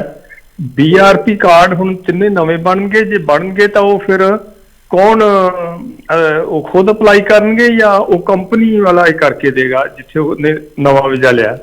ਜੀ ਜਦੋਂ ਭਾਜੀ ਆਪਾਂ ਐਪਲੀਕੇਸ਼ਨ ਕਰਦਾ ਹੈ ਹੋਮ ਆਫਿਸ ਨੂੰ ਤੇ BRP ਖੁਦ ਹੀ ਆ ਜਾਂਦੀ ਹੈ। ਉਸ ਜਦੋਂ ਵੀਜ਼ਾ ਲੱਗ ਜਾਂਦਾ ਨਾ ਤੇ BRP ਖੁਦ ਹੀ ਆਉਂਦੀ ਆ। ਜਦੋਂ ਜਿਹੜਾ ਐਪਲੀਕੈਂਟ ਜਿਹੜਾ ਵਿਅਕਤੀ ਅਪਲਾਈ ਕਰਦਾ, ਠੀਕ ਹੈ, BRP ਵੀਜ਼ਾ ਲੱਗਣ ਤੋਂ ਬਾਅਦ ਖੁਦ ਹੀ ਆ ਜਾਂਦੇ ਨੇ। ਕੰਪਨੀ ਨੂੰ ਸੈਪਰੇਟਲੀ ਅਪਲਾਈ ਕਰਨ ਦੀ ਲੋੜ ਨਹੀਂ ਹੈ ਭਾਜੀ। ਨਹੀਂ, ਇੱਕ ਚੀਜ਼ ਮੈਂ ਇਹ ਦੱਸਣਾ ਚਾਹੁੰਦਾ ਸੀ ਕਿ ਜਿਹੜਾ ਮਤਲਬ ਉਹਨਾਂ ਦਾ ਉੱਥੋਂ ਵੀਜ਼ਾ ਤਾਂ ਲੱਗ ਗਿਆ, BRP ਉਸ ਟਾਈਮ ਮਿਲ ਗਈ ਸੀ, ਲੇਕਿਨ ਇੱਥੇ ਆਣ ਕੇ ਉਹਨਾਂ ਨੇ ਉਹ ਪਹਿਲਾ ਸਪਾਂਸਰ ਚੇਂਜ ਕਰਕੇ ਨਵੀਂ ਜਗ੍ਹਾ ਤੋਂ ਫਿਰ ਦੁਬਾਰਾ ਉਹ ਵਰਕ ਚੇਂਜ ਕੀਤਾ ਹੈ, ਸਕਿਲਡ ਵਰਕਰ ਉੱਥੋਂ ਮਤਲਬ ਦੂਸਰਾ ਸਪਾਂਸਰ ਲਿਆ ਹੈ। ਹੁਣ ਜਿਹੜਾ BRP ਤਿੰਨਾਂ ਦਾ ਹੈ ਉਹ ਆਟੋਮੈਟਿਕ ਬਦਲੀ ਹੋ ਕੇ ਆ ਜਾਏਗਾ ਜਾਂ ਕਰਨਾ ਪਏਗਾ? ਉਹ ਆਟੋਮੈਟਿਕਲੀ ਜਦੋਂ ਇੱਕ ਸਪਾਂਸਰ ਤੋਂ ਆਪਾਂ ਦੂਜਾ ਸਪਾਂਸਰ ਚੇਂਜ ਕਰਦਾ ਤੇ ਆਟੋਮੈਟਿਕਲੀ ਨਵਾਂ BRP ਬਣ ਕੇ ਆ ਜਾਂਦਾ। ਅੱਛਾ, ਕੋਈ ਵਕੀਲ ਕਰਨ ਦੀ ਜ਼ਰੂਰਤ ਨਹੀਂ? ਅਗਰ ਬੰਦੇ ਨੂੰ ਖੁਦ ਨੌਲੇਜ ਜਾਣਕਾਰੀ ਹੈਗੀ ਆ ਖੁਦ ਕਰ ਸਕਦਾ, ਅਗਰ ਨਹੀਂ ਨੌਲੇਜ ਜਾਣਕਾਰੀ ਆ ਗਈ ਆ ਤੇ ਫਿਰ ਕੋਈ ਵਕੀਲ ਜਾਂ ਕੋਈ ਪੜ੍ਹਾ ਲਿਖਾ ਬੰਦੇ ਕੋਲ ਜਾਵੇ ਬੰਦਾ। ਅੱਛਾ। ਔਰ ਪੁਰਾਣਾ BRP ਜਦੋਂ ਨਵਾਂ BRP ਆ ਜਾਂਦਾ, ਪੁਰਾਣਾ BRP ਵੀ ਵਾਪਸ ਕਰਨਾ ਹੁੰਦਾ ਭਾਜੀ। ਅੱਛਾ ਜੀ, ਠੀਕ ਹੈ ਭਾਜੀ, ਥੈਂਕ ਯੂ ਜੀ। ਥੈਂਕ ਯੂ ਜੀ ਬਿਲਕੁਲ। ਆਪਾਂ ਉੱਥੋਂ ਗੱਲ ਸਟਾਰਟ ਕਰਦੇ ਹਾਂ ਜਿਹੜੀ ਆਪਾਂ ਛੱਡੀ ਸੀ ਕਿ 20 ਸਾਲ ਵਾਲਾ ਜਿਹੜਾ ਹੈਗਾ, ਕਿਉਂਕਿ 40 ਸਾਲ ਬਾਅਦ ਕੰਮ ਵੀ ਤੁਹਾਨੂੰ ਪਤਾ ਬੰਦੇ ਕੋਲੋਂ ਕੰਮ ਵੀ ਜਿਹੜਾ, ਕਿਉਂਕਿ ਮਿਹਨਤ ਸਾਰੀ ਆਪਾਂ ਕੀਤੀ ਹੁੰਦੀ ਪਹਿਲਾਂ, ਪਰ ਬਾਅਦ ਵਿੱਚ ਜਾ ਕੇ ਜਦੋਂ ਅਸੀਂ ਅਪਲਾਈ ਕਰਕੇ ਸਾਡਾ ਕੰਮ ਕਰਨਾ ਹੁੰਦਾ, ਜਦੋਂ ਪੱਕੇ ਹੋ ਗਿਆ, ਜਦੋਂ ਅਸੀਂ ਟੈਕਸ ਦੇਣਾ ਹੁੰਦਾ, ਫਿਰ ਇਹਨਾਂ ਨੇ ਟੈਕਸ ਵੀ ਮੰਗਣਾ ਸਾਡੇ ਕੋਲੋਂ, ਵਧੀਆ ਤੁਸੀਂ ਕੰਮ ਕਰੋ ਆਪਣਾ, ਹੈ ਨਾ। ਪਰ ਉਹਦੇ ਵਿੱਚ ਜੇ ਆਪਾਂ ਤਰੀਕੇ ਨਾਲ ਇਹਨਾਂ ਨੂੰ ਇਹ ਗੱਲ ਕੀਤੀ ਜਾਵੇ ਜਾਂ ਪੋਸੀਬਲ ਹੈਗੀ ਕੋਈ ਜੇ ਆਪਾਂ ਪਟੀਸ਼ਨ ਪਾਈਏ ਜਾਂ ਕੋਈ? ਭਾਜੀ ਇਸ ਤੇ ਹੋਣਾ ਚਾਹੀਦਾ ਹੈ। ਆਈ ਪਰਸਨਲੀ ਥਿੰਕ 20 ਸਾਲਾਂ ਬਾਅਦ ਬੰਦੇ ਨੂੰ ਦੇਣਾ ਚਾਹੀਦਾ ਪੱਕੀ ਮੋਹਰ, ਰਾਦਰ ਦੈਨ 10 ਸਾਲਾਂ ਦੇ ਰੂਟ ਤੇ ਲਾ ਦਿਓ। ਤਾਂ ਹੀ ਹਕੂਮਤ ਭਾਜੀ ਸਖਤਾਈ ਬਾਰ-ਬਾਰ ਕਰ ਰਹੀ ਆ, ਜ਼ਿਆਦਾ ਕਰ ਰਹੀ ਆ ਕਿ ਬੰਦੇ ਇੱਥੇ ਇਲੀਗਲ ਨਾ ਆਵਣ। ਇसी ਵਾਸਤੇ ਹਕੂਮਤ ਡਿਸਕਰੇਜ ਕਰਦੀ ਹੈ, ਇਨਕਰੇਜ ਨਹੀਂ ਕਰਦੀ। ਜ਼ਾਹਿਰ ਗੱਲ ਹੈ ਜਦੋਂ ਬੰਦੇ ਨੂੰ ਪਤਾ ਲੱਗੂਗਾ ਕਿ ਮੈਂ 20 ਸਾਲਾਂ ਬਾਅਦ ਪੱਕਾ ਹੋ ਜਾਣਾ ਤਾਂ ਹਰ ਬੰਦਾ ਹੀ ਕਹੇਗਾ। ਮੈਂ ਮੰਨਦਾ ਕਿ 20 ਸਾਲਾਂ UK 20 ਸਾਲ ਅੱਜ ਦੇ ਦੌਰ 20 ਸਾਲ ਕੱਢਣੇ ਭਾਜੀ ਬਹੁਤ ਔਖਾ ਕੰਮ ਆ।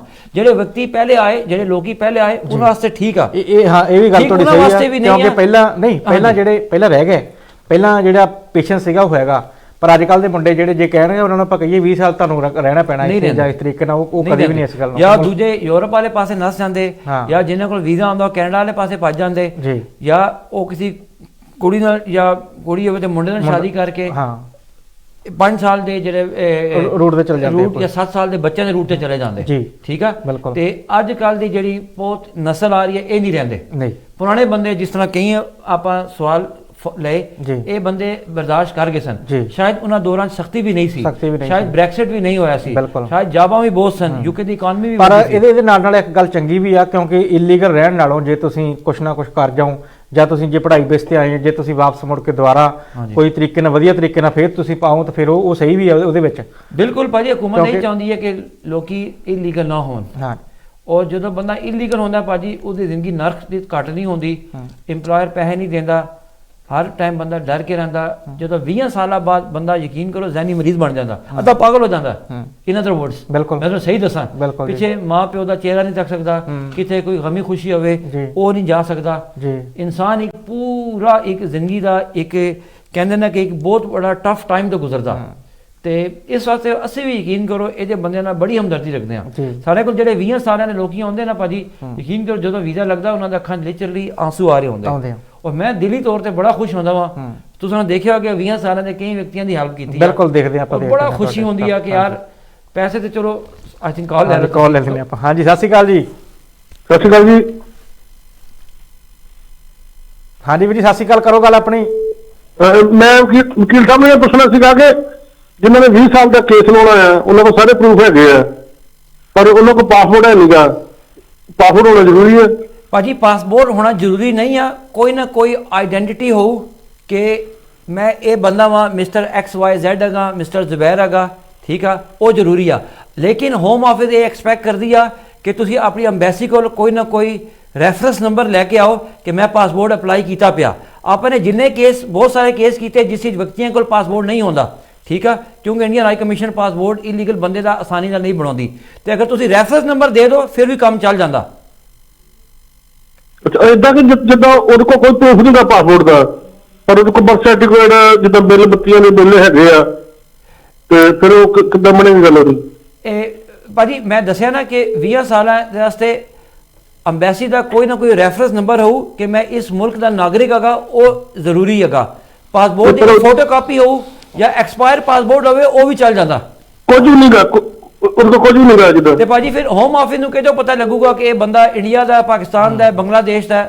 ਹੋਮ ਆਫਿਸ ਨੂੰ ਕਿਹਦੋਂ ਪਤਾ ਲੱਗੂਗਾ ਫਿਰ? ਤੁਸੀਂ ਖੁਦ ਦੱਸੋ। ਉਹੀ ਤਾਂ ਤੁਹਾਡੇ ਹੱਲ ਪੁੱਛਣ ਲਿਆ ਕਿ ਕੀ ਕਿਵੇਂ ਬਣੀ ਗੱਲ ਉਹਦੀ? ਜਾਂ ਉਹਦੀ ਗੱਲ ਇਹ ਜੋ ਹੀ ਬੜੇਗੀ, ਅਗਰ ਫਰਜ਼ ਕਰੋ ਇੰਡੀਆ ਦਾ ਬੰਦਾ ਹੈਗਾ, ਇੰਡੀਆ ਦਾ ਕੋਈ ਆਧਾਰ ਕਾਰਡ ਹੋਊਗਾ, ਰਾਸ਼ਨ ਕਾਰਡ ਹੈਗਾ ਜੀ, ਹੈਗਾ ਜੀ, ਹਾਂਜੀ ਕੋਈ ਇੰਡੀਆ ਤੋਂ ਉਹੀ ਸਬੂਤ ਜਿਹੜੇ ਉਸ ਦੀ ਬੇਸ ਤੇ ਆਪਾਂ ਇੰਡੀਆ ਅੰਬੈਸੀ ਤੋਂ ਅਪਲਾਈ ਕਰੇ ਪਾਸਪੋਰਟ ਵਾਸਤੇ, ਪਹਿਲੇ ਉਹ ਤਤਕਾਲ ਵਿੱਚ ਕਰੇ ਜਾਂ ਨੋਰਮਲ ਕਰੇ, ਜਦੋਂ ਕੁਝ ਨਾ ਕੁਝ ਮਿਲ ਜਾਊਗਾ ਤੇ ਫਿਰ ਕੇਸ ਅਪਲਾਈ ਕਰੇ, ਠੀਕ ਹੈ। ਜਾਂ ਅਗਰ ਕੇਸ ਅਪਲਾਈ ਹੋ ਗਿਆ ਹੋਮ ਆਫਿਸ ਤੋਂ, ਹੋਮ ਆਫਿਸ ਦਾ reference number Indian High Commission ਨੂੰ ਦਊ ਕਿ ਭਾਈ ਮੈਂ ਫਾਈਲ ਲਾਈ ਪਈ ਆ, ਹੁਣ ਮੈਂ UK ਹੋਮ ਆਫਿਸ ਵਾਲੇ ਪਾਸਪੋਰਟ ਮੰਗਦੇ ਨੇ।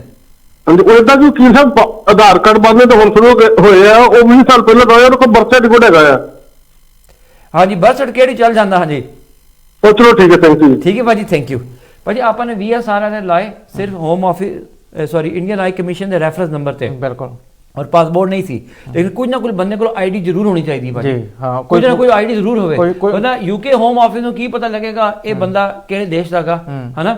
ਤੇ ਇਸ ਵਾਸਤੇ ਕੋਈ ਨਾ ਕੋਈ ਆਈਡੀ। ਪਰ ਇੱਕ ਵਾਰ ਜਦੋਂ ਆਪਾਂ ਦੇ ਜਾਂਦੇ ਆ ਉਹਨਾਂ ਨੂੰ, ਫਾਈਲ ਲਾ ਦਿੰਦੇ ਆਪਾਂ, ਬਿਨਾਂ ਮੰਨ ਲਓ ਕੋਈ ਡਾਕੂਮੈਂਟ ਤੁਹਾਡੇ ਕੋਲ ਨਹੀਂ ਹੈਗਾ ਜਾਂ ਆਧਾਰ ਕਾਰਡ ਵੀ ਨਹੀਂ ਹੈਗਾ, ਫਿਰ ਆਪਾਂ ਉਹਨਾਂ ਨੂੰ ਫਾਈਲ ਲਾ ਛੱਡਦੇ ਆ, ਪਰ ਉਹਨਾਂ ਨੂੰ ਆਪਾਂ ਫਿਰ ਰੈਫਰੈਂਸ ਲੈ ਸਕਦੇ ਉਹਨਾਂ ਕੋਲੋਂ ਹੋਮ ਆਫਿਸ? ਰੈਫਰੈਂਸ ਤੇ ਭਾਜੀ ਆਪਾਂ ਨੂੰ ਮਿਲ ਹੀ ਜਾਂਦਾ। ਹਾਂ, ਤੇ ਫਿਰ ਆਪਣਾ ਪਾਸਪੋਰਟ ਵੀ ਬਣ ਜਾਂਦਾ ਇੱਕ ਮਹੀਨੇ ਵਿੱਚ। ਉਸ ਬੇਸ ਤੇ ਪਾਸਪੋਰਟ ਹੀ ਬਣ ਜਾਂਦਾ। ਲੇਕਿਨ ਵਕੀਲਾਂ ਦਾ ਵੀ ਨਾਲ ਫਰਜ਼ ਹੁੰਦਾ ਕਿ ਜਿਹੜਾ ਵਿਅਕਤੀ ਆਵੇ ਉਹਦੀ ਆਈਡੀ ਚੈੱਕ ਕਰੇ ਉਹ ਬੰਦਾ ਕੌਣ ਹੈਗਾ, ਠੀਕ ਆ, ਤੇ ਕੰਮ ਹੋ ਜਾਂਦਾ। ਥੋੜੇ ਤਰੀਕੇ ਨਾਲ ਚੱਲ ਕਰਨਾ ਪੈਂਦਾ ਜੀ। ਬਿਲਕੁਲ। ਆਪਾਂ ਕਾਲ ਲੈਨੇ ਆ ਜੀ। ਸਤਿ ਸ਼੍ਰੀ ਅਕਾਲ ਜੀ। ਸਤਿ ਸ਼੍ਰੀ ਅਕਾਲ ਜੀ। ਮੇਰਾ ਇੱਕ ਦੋਸਤ ਹੈ। ਹੈਲੋ ਜੀ ਜੀ, ਸੁਣਿਆ ਭਾਜੀ। ਮੇਰਾ ਇੱਕ ਦੋਸਤ ਹੈ, ਉਹ ਤੇ 10 ਸਾਲ ਦਾ ਬੈਨ ਲੱਗਿਆ, 10 ਸਾਲ ਦਾ ਬੈਨ ਲੱਗਾ ਜੀ ਜੀ। ਉਹਦਾ ਕੋਈ ਅਪੀਲ ਵਗੈਰਾ ਕਰਨਾ? ਭਾਜੀ 10 ਸਾਲ ਦਾ ਬੈਨ ਕਿਸ ਕਾਰਨ ਲੱਗਿਆ? ਵਜ੍ਹਾ ਕੀ ਸੀ, ਕਿਉਂ ਲੱਗਿਆ 10 ਸਾਲ ਦਾ ਬੈਨ? ਉਹਨੇ ਕੋਈ ਗਲਤ ਪੇਪਰ ਸਬਮਿਟ ਕਰਤੇ ਸੀਗੇ। ਅੱਛਾ ਭਾਜੀ, ਇਹ ਪ੍ਰੋਬਲਮ ਪੰਜਾਬ ਤੋਂ ਬਹੁਤ ਹੁੰਦੀ ਆ ਕਿ ਲੋਕੀ ਪੰਜਾਬ ਚ ਨੇ, ਉਹ ਇੱਥੇ ਹੀ ਆ ਬੰਦੇ।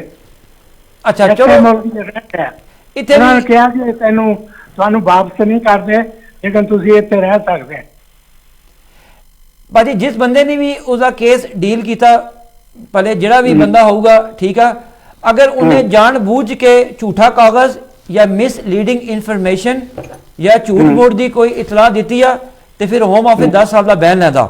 ਅਗਰ ਉਹ ਬੰਦਾ ਸੱਚਾ ਹੈਗਾ ਤੇ ਉਹਨੂੰ ਰਾਈਟ ਟੂ ਅਪੀਲ UK ਦੇ ਅੰਦਰ ਲਾਜ਼ਮੀ ਮਿਲਦਾ ਨੋਰਮਲੀ, ਤਾਂ ਕਿ ਜੱਜ ਦੇ ਸਾਹਮਣੇ ਜਾ ਕੇ ਆਪਣੀ ਸਫਾਈ ਪੇਸ਼ ਕਰੇ। ਅਗਰ ਜੱਜ ਦੇ ਸਾਹਮਣੇ ਟ੍ਰਾਈਬਿਊਨਲ ਜਾ ਕੇ ਫਿਰ ਵੀ ਉਹ ਝੂਠਾ ਹੁੰਦਾ ਤੇ ਫਿਰ ਤੇ 10 ਸਾਲ ਦਾ ਬੈਨ ਰਹੂਗਾ। ਉਹ 10 ਸਾਲ ਦਾ ਬੈਨ ਤਦੋਂ ਹੀ ਹਟੂਗਾ ਜਦੋਂ ਉਸਦਾ ਹਿਊਮਨ ਰਾਈਟ ਦੀ ਬੇਸ ਤੇ ਕੇਸ ਲੱਗੇ, ਜਾਂ ਉਸਦਾ ਕੋਈ ਬੱਚਾ ਹੋਊ, ਠੀਕ ਆ, ਜਾਂ ਉਹਦੀ ਬ੍ਰਿਟਿਸ਼ ਨਾਲ ਸ਼ਾਦੀ ਹੋਊ, ਫਿਰ ਤੇ ਉਹ ਬੈਨ ਨੋਰਮਲੀ ਹਟ ਜਾਂਦਾ, ਕਿਉਂਕਿ ਬ੍ਰਿਟਿਸ਼ ਬੱਚਿਆਂ ਜਾਂ ਬ੍ਰਿਟਿਸ਼ ਫੈਮਿਲੀ ਦੇ ਬੇਸ ਤੇ।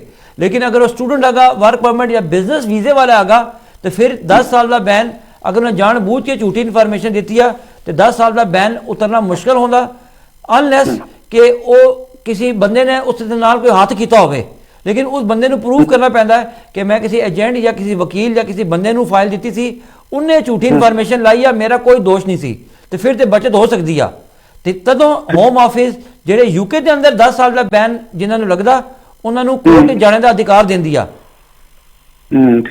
ਠੀਕ ਹੈ ਭਾਜੀ, ਥੈਂਕ ਯੂ।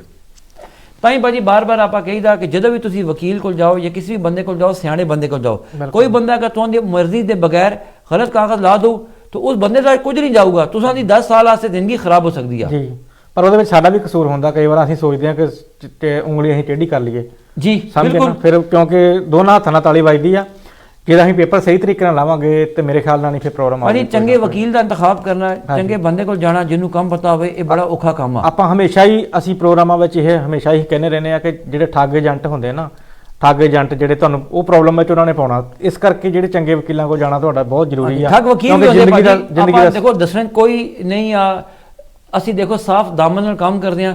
ਚੰਗੇ ਵਕੀਲ ਕੋਲ ਜਾਓ, ਚੰਗੇ ਬੰਦੇ ਕੋਲ ਜਾਓ, ਜੀ। ਭਲੇ ਉਹ ਠੱਗ ਵਕੀਲ ਹੋਵੇ, ਏਜੰਟ ਹੋਵੇ, ਜਿਹੜਾ ਵੀ ਮਾੜਾ ਬੰਦਾ ਹੋਵੇ, ਉਸ ਕੋਲ ਨਾ ਜਾਓ, ਤੁਸਾਂ ਦੀ ਜ਼ਿੰਦਗੀ ਦਾ ਸਵਾਲ ਆਉਂਦਾ। ਜੀ ਕਾਲ ਇੱਕ ਹੋਰ ਆ ਗਈ ਕੁਛ। ਹਾਂਜੀ ਸਤਿ ਸ਼੍ਰੀ ਅਕਾਲ ਜੀ। ਸਤਿ ਸ਼੍ਰੀ ਅਕਾਲ ਜੀ। ਸਤਿ ਸ਼੍ਰੀ ਅਕਾਲ ਜੀ। ਇਹ ਪੁੱਛਣਾ ਸੀ ਵੀ ਵੀਆਈਪੀ ਬਿੱਲ ਜਿਹੜੇ ਖਤਮ ਹੋਣ ਤੋਂ ਕਿੰਨੇ ਟਾਈਮ ਪਹਿਲੇ ਅਪਲਾਈ ਕਰ ਸਕਦੇ ਹਾਂ? ਭਾਜੀ ਦੁਬਾਰਾ ਪੁੱਛਾ ਸਵਾਲ। BRP ਜਦੋਂ ਮਿਲ ਜਾਂਦਾ ਤੇ ਖਰਚੇ ਵਾਸਤੇ ਕਦੋਂ ਨਹੀਂ, ਅਪਲਾਈ ਕਰਨੇ? ਖਤਮ ਹੋਣ ਤੋਂ ਬਾਅਦ। 5 ਸਾਲ ਦਾ ਖਤਮ ਹੋਣ ਤੋਂ ਪਹਿਲਾਂ ਕਿੰਨਾ ਚਿਰ ਅਸੀਂ ਅਪਲਾਈ ਕਰ ਸਕਦੇ ਹਾਂ? ਭਾਜੀ ਨਾਰਮਲੀ 28 ਦਿਨ ਦਾ ਟਾਈਮ ਹੁੰਦਾ। ਅੱਛਾ ਜੀ। ਡਿਪੈਂਡ ਕਰਦਾ ਕਿਹੜੀ ਕੈਟਾਗਰੀ ਤੁਸੀਂ ਵੀਜ਼ਾ ਆਗਾ BRP ਮਿਲਿਆ ਔਰ ਕਿਸ ਕੈਟਾਗਰੀ ਵਿੱਚ ਅਪਲਾਈ ਕਰਨਾ, ਇਹ ਵੀ ਡਿਪੈਂਡ ਕਰਦਾ। ਆਪਣਾ ਫੈਮਿਲੀ ਵੀਜ਼ਾ ਹੈ ਯੂਰਪੀਅਨ। ਅਗਰ ਅੱਛਾ ਯੂਰਪੀਅਨ ਵੀਜ਼ਾ ਆਗਾ 5 ਸਾਲ ਵਾਲਾ ਆਗਾ ਵੀਜ਼ਾ, ਹਾਂਜੀ ਹਾਂਜੀ। ਤੇ ਅਗਰ ਪੱਕੀ ਮੋਹਰ ਲੈਣੀ ਤਾਂ 28 ਦਿਨ ਪਹਿਲੇ ਕਰ ਸਕਦੇ ਹੋ ਅਪਲਾਈ ਤੁਸੀਂ। तो ਅਸੀਂ ਆਨਲਾਈਨ ਆਪ ਕਰ ਸਕਦੇ ਹਾਂ?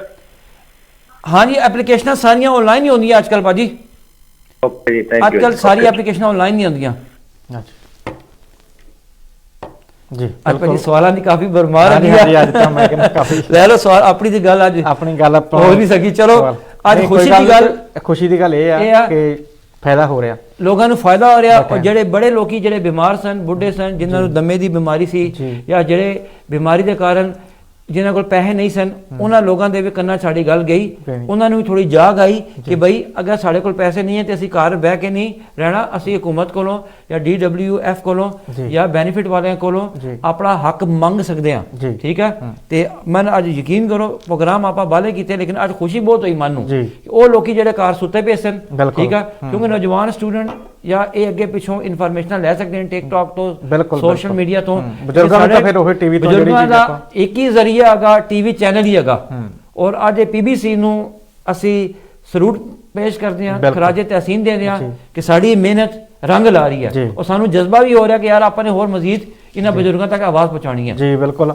ਅਸੀਂ ਆਪਣੇ ਆਪ ਨੂੰ ਖੁਸ਼ਕਿਸਮਤ ਵੀ ਸਮਝਦੇ ਹਾਂ ਕਿ ਜਿਹੜਾ ਸੈਟਰਡੇ ਅਸੀਂ ਪ੍ਰੋਗਰਾਮ ਲੈ ਕੇ ਆਉਂਦੇ ਜੀ, ਹਾਂ ਕਿ ਬਿਲਕੁਲ। ਉਹਦੇ ਵਿੱਚ ਲਾਈਵ ਅਸੀਂ ਕਰਦੇ ਹਾਂ ਤੇ ਲਾਈਵ ਜਿਹੜੇ ਵੀ ਸਵਾਲ ਸਾਡੇ ਲੋਕਾਂ ਦੇ ਹੁੰਦੇ ਨੇ ਉਹਨਾਂ ਦੇ ਜਵਾਬ ਸਾਡੇ ਵਕੀਲ ਜੀ ਦਿੰਦੇ ਨੇ। ਤੋ ਜਬੇਰ ਸਾਹਿਬ, ਇੱਕ ਜਿਹੜੀ ਆਪਣੀ ਗੱਲ ਰਹਿ ਗਈ ਕਿ ਜਿਹੜੀਆਂ ਏਸ਼ੀਅਨ ਏਜੰਟ ਜਿਹੜੇ ਭੱਜ ਗਏ ਨੇ ਪੈਸੇ ਲੈ ਕੇ, ਜੀ ਠੀਕ ਹੈ ਜੀ, ਏਸ਼ੀਅਨ ਲਾ ਲਓ ਜਾਂ ਕੋਈ ਵੀ ਲਾ ਲਓ, ਸਾਰੇ ਕਾਲੇ ਏਜੰਟ ਆਪਾਂ ਹੈਗੇ, ਨੀਲੇ ਏਸ਼ੀਅਨ ਨੀਲੇ ਸਾਰੇ। ਹਾਂਜੀ। ਤੇ ਉਹਦੇ ਵਿੱਚ ਉਹਨਾਂ ਨੂੰ ਕਿੱਦਾਂ ਪ੍ਰੋਟੈਕਟ ਕੀ ਹੋ ਸਕਦਾ ਉਹਨਾਂ ਦਾ? ਭਾਜੀ ਇਹ ਜਿਹੜੀ ਤੁਸੀਂ ਸਖਤੀ- ਇਤਨਾ ਇੰਪੋਰਟੈਂਟ ਸਵਾਲ ਕੀਤਾ ਨਾ ਕਿ ਹੋਮ ਆਫਿਸ ਨੇ ਸਪੈਸ਼ਲ ਯੂਨਿਟ ਬਣਾਏ ਜੀ ਜਿਹੜੇ ਲੋਕੀ ਬਿਨਾ ਲਾਇਸੈਂਸ ਲਏ ਐਡਵਾਈਸ ਦਿੰਦੇ। ਹਾਂਜੀ ਠੀਕ ਆ, ਉਹਨੂੰ ਆਪਾਂ ਸੈਕਸ਼ਨ 84 ਕਹਿੰਦਾ। ਹਾਂਜੀ ਉਸ ਤੇ ਹੋਮ ਆਫਿਸ ਨੇ ਅਲੱਗਾ ਕ੍ਰੈਕਡਾਊਨ ਸਟਾਰਟ ਕੀਤਾ ਪਿਆ। ਜੀ। ਇਹਨਾਂ ਗਲਤ ਮਾੜੇ ਲੋਕਾਂ ਨੂੰ ਫੜਨਾ ਔਰ ਉਹਨਾਂ ਦੇ ਪਿੱਛੇ ਹੋਮ ਆਫਿਸ ਪਿਆ। ਔਰ ਜਿਹੜੇ ਏਜੰਟ ਜਾਂ ਜਿਹੜੇ ਬੰਦੇ ਜਿਹੜੇ ਵੀ ਹੋਣ, ਭਲੇ ਵਕੀਲ ਵੀ ਹੋਣ, ਲੋਕਾਂ ਦੇ ਪੈਸੇ ਖਾ ਕੇ ਨਸ ਭੱਜ ਗਏ ਤੇ ਉਹਨਾਂ ਵਿਅਕਤੀਆਂ ਨੂੰ, ਉਹਨਾਂ ਐਪਲੀਕੈਂਟ ਨੂੰ ਚਾਹੀਦਾ ਕਿ ਪੁਲਿਸ ਨੂੰ ਦੱਸਣ। ਠੀਕ ਆ, ਇਸ ਡਰ ਦੇ ਮਾਰੇ ਨਾ ਰਵਨ ਕਿ ਤੁਸੀਂ ਪੁਲਿਸ ਨੂੰ ਦੱਸੋਗੇ ਤੇ ਤੁਹਾਨੂੰ ਚੱਕ ਕੇ ਬਾਹਰ ਸੱਟਣਗੇ। ਉਹ ਹੋਮ ਆਫਿਸ ਤੁਹਾਨੂੰ ਸੱਟਣਾ ਚਾਹੂ ਚੱਕ ਕੇ ਰਿਪੋਰਟ ਵੈਸੇ ਵੀ ਕਰ ਸਕਦੀ ਹੈ, ਲੇਕਿਨ ਜਿਹੜੇ ਤੁਹਾਡੇ ਪੈਸੇ ਲੈ ਕੇ ਤੁਸੀਂ ਹੱਥ ਕਰਕੇ ਨਸ ਗਏ, ਤੁਸੀਂ ਪੁਲਿਸ ਕੋਲ ਜਾਓ, ਹੋਮ ਆਫਿਸ ਕੋਲ ਜਾਓ, ਚੰਗੇ ਵਕੀਲਾਂ ਕੋਲ ਜਾਓ ਜਿਨ੍ਹਾਂ ਨੂੰ ਇਸ ਕੰਮ ਦਾ ਤਜਰਬਾ ਹੈਗਾ। ਆਪਾਂ ਨੇ ਕਈ ਬੰਦਿਆਂ ਦੀ ਹੈਲਪ ਕੀਤੀ ਸਟੂਡੈਂਟ ਦੀ ਕਿ ਲੋਕਾਂ ਦੇ ਪੈਸੇ ਜਿਹੜੇ ਮਾਰੇ ਗਏ ਸਨ ਉਹ ਲੈ ਕੇ ਦਿੱਤੇ। ਠੀਕ ਹੈ। ਤੇ ਤੁਸੀਂ ਇੰਗਲਿਸ਼ ਵਿੱਚ ਕਹਿੰਦੇ ਡੋਂਟ ਸਫਰ ਇਨ ਸਾਇਲੈਂਸ। ਸਾਇਲੈਂਸ ਵਿੱਚ ਰਹਿ ਕੇ ਤੁਸੀਂ ਆਪਣੇ ਆਪ ਨੂੰ ਮਜ਼ੀਦ ਆਪਣੇ ਆਪ ਤੇ ਜ਼ੁਲਮ ਨਾ ਕਰੋ। ਸਾਡੇ ਕੋਲ ਆ ਜਾਓ, ਅਸੀਂ ਇਸ ਸਿਲਸਿਲੇ 'ਚ ਇੱਕ ਨਵਾਂ ਪ੍ਰੋਗਰਾਮ ਵੀ ਕਰਾਂਗੇ ਅਗਲੇ ਵੀਕ, ਉਸ ਤੋਂ ਅਗਲੇ ਵੀਕ।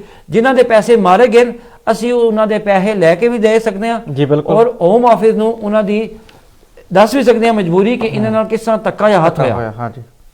ਐਜ਼ ਲੌਂਗ ਐਜ਼ ਇਹਨਾਂ ਬੰਦਿਆਂ ਨੇ ਜਾਣ ਬੁੱਝ ਕੇ ਕੋਈ ਗਲਤ ਕੰਮ ਨਾ ਕੀਤਾ ਹੋਵੇ। ਜਿਵੇਂ ਕਿ ਤੁਸੀਂ ਲਾਸਟ ਪ੍ਰੋਗਰਾਮ ਵਿੱਚ ਦੱਸਿਆ ਸੀਗਾ ਕਿ ਕਿਸੇ ਦੀ ਜਿਹੜੀ ਜਨਵਰੀ ਤੋਂ ਬਾਅਦ ਜਿਹੜੀ ਆਪਾਂ 17 ਜੁਲਾਈ ਤੋਂ ਬਾਅਦ ਤੁਸੀਂ ਕੇਸ ਲਾਇਆ ਸੀਗਾ।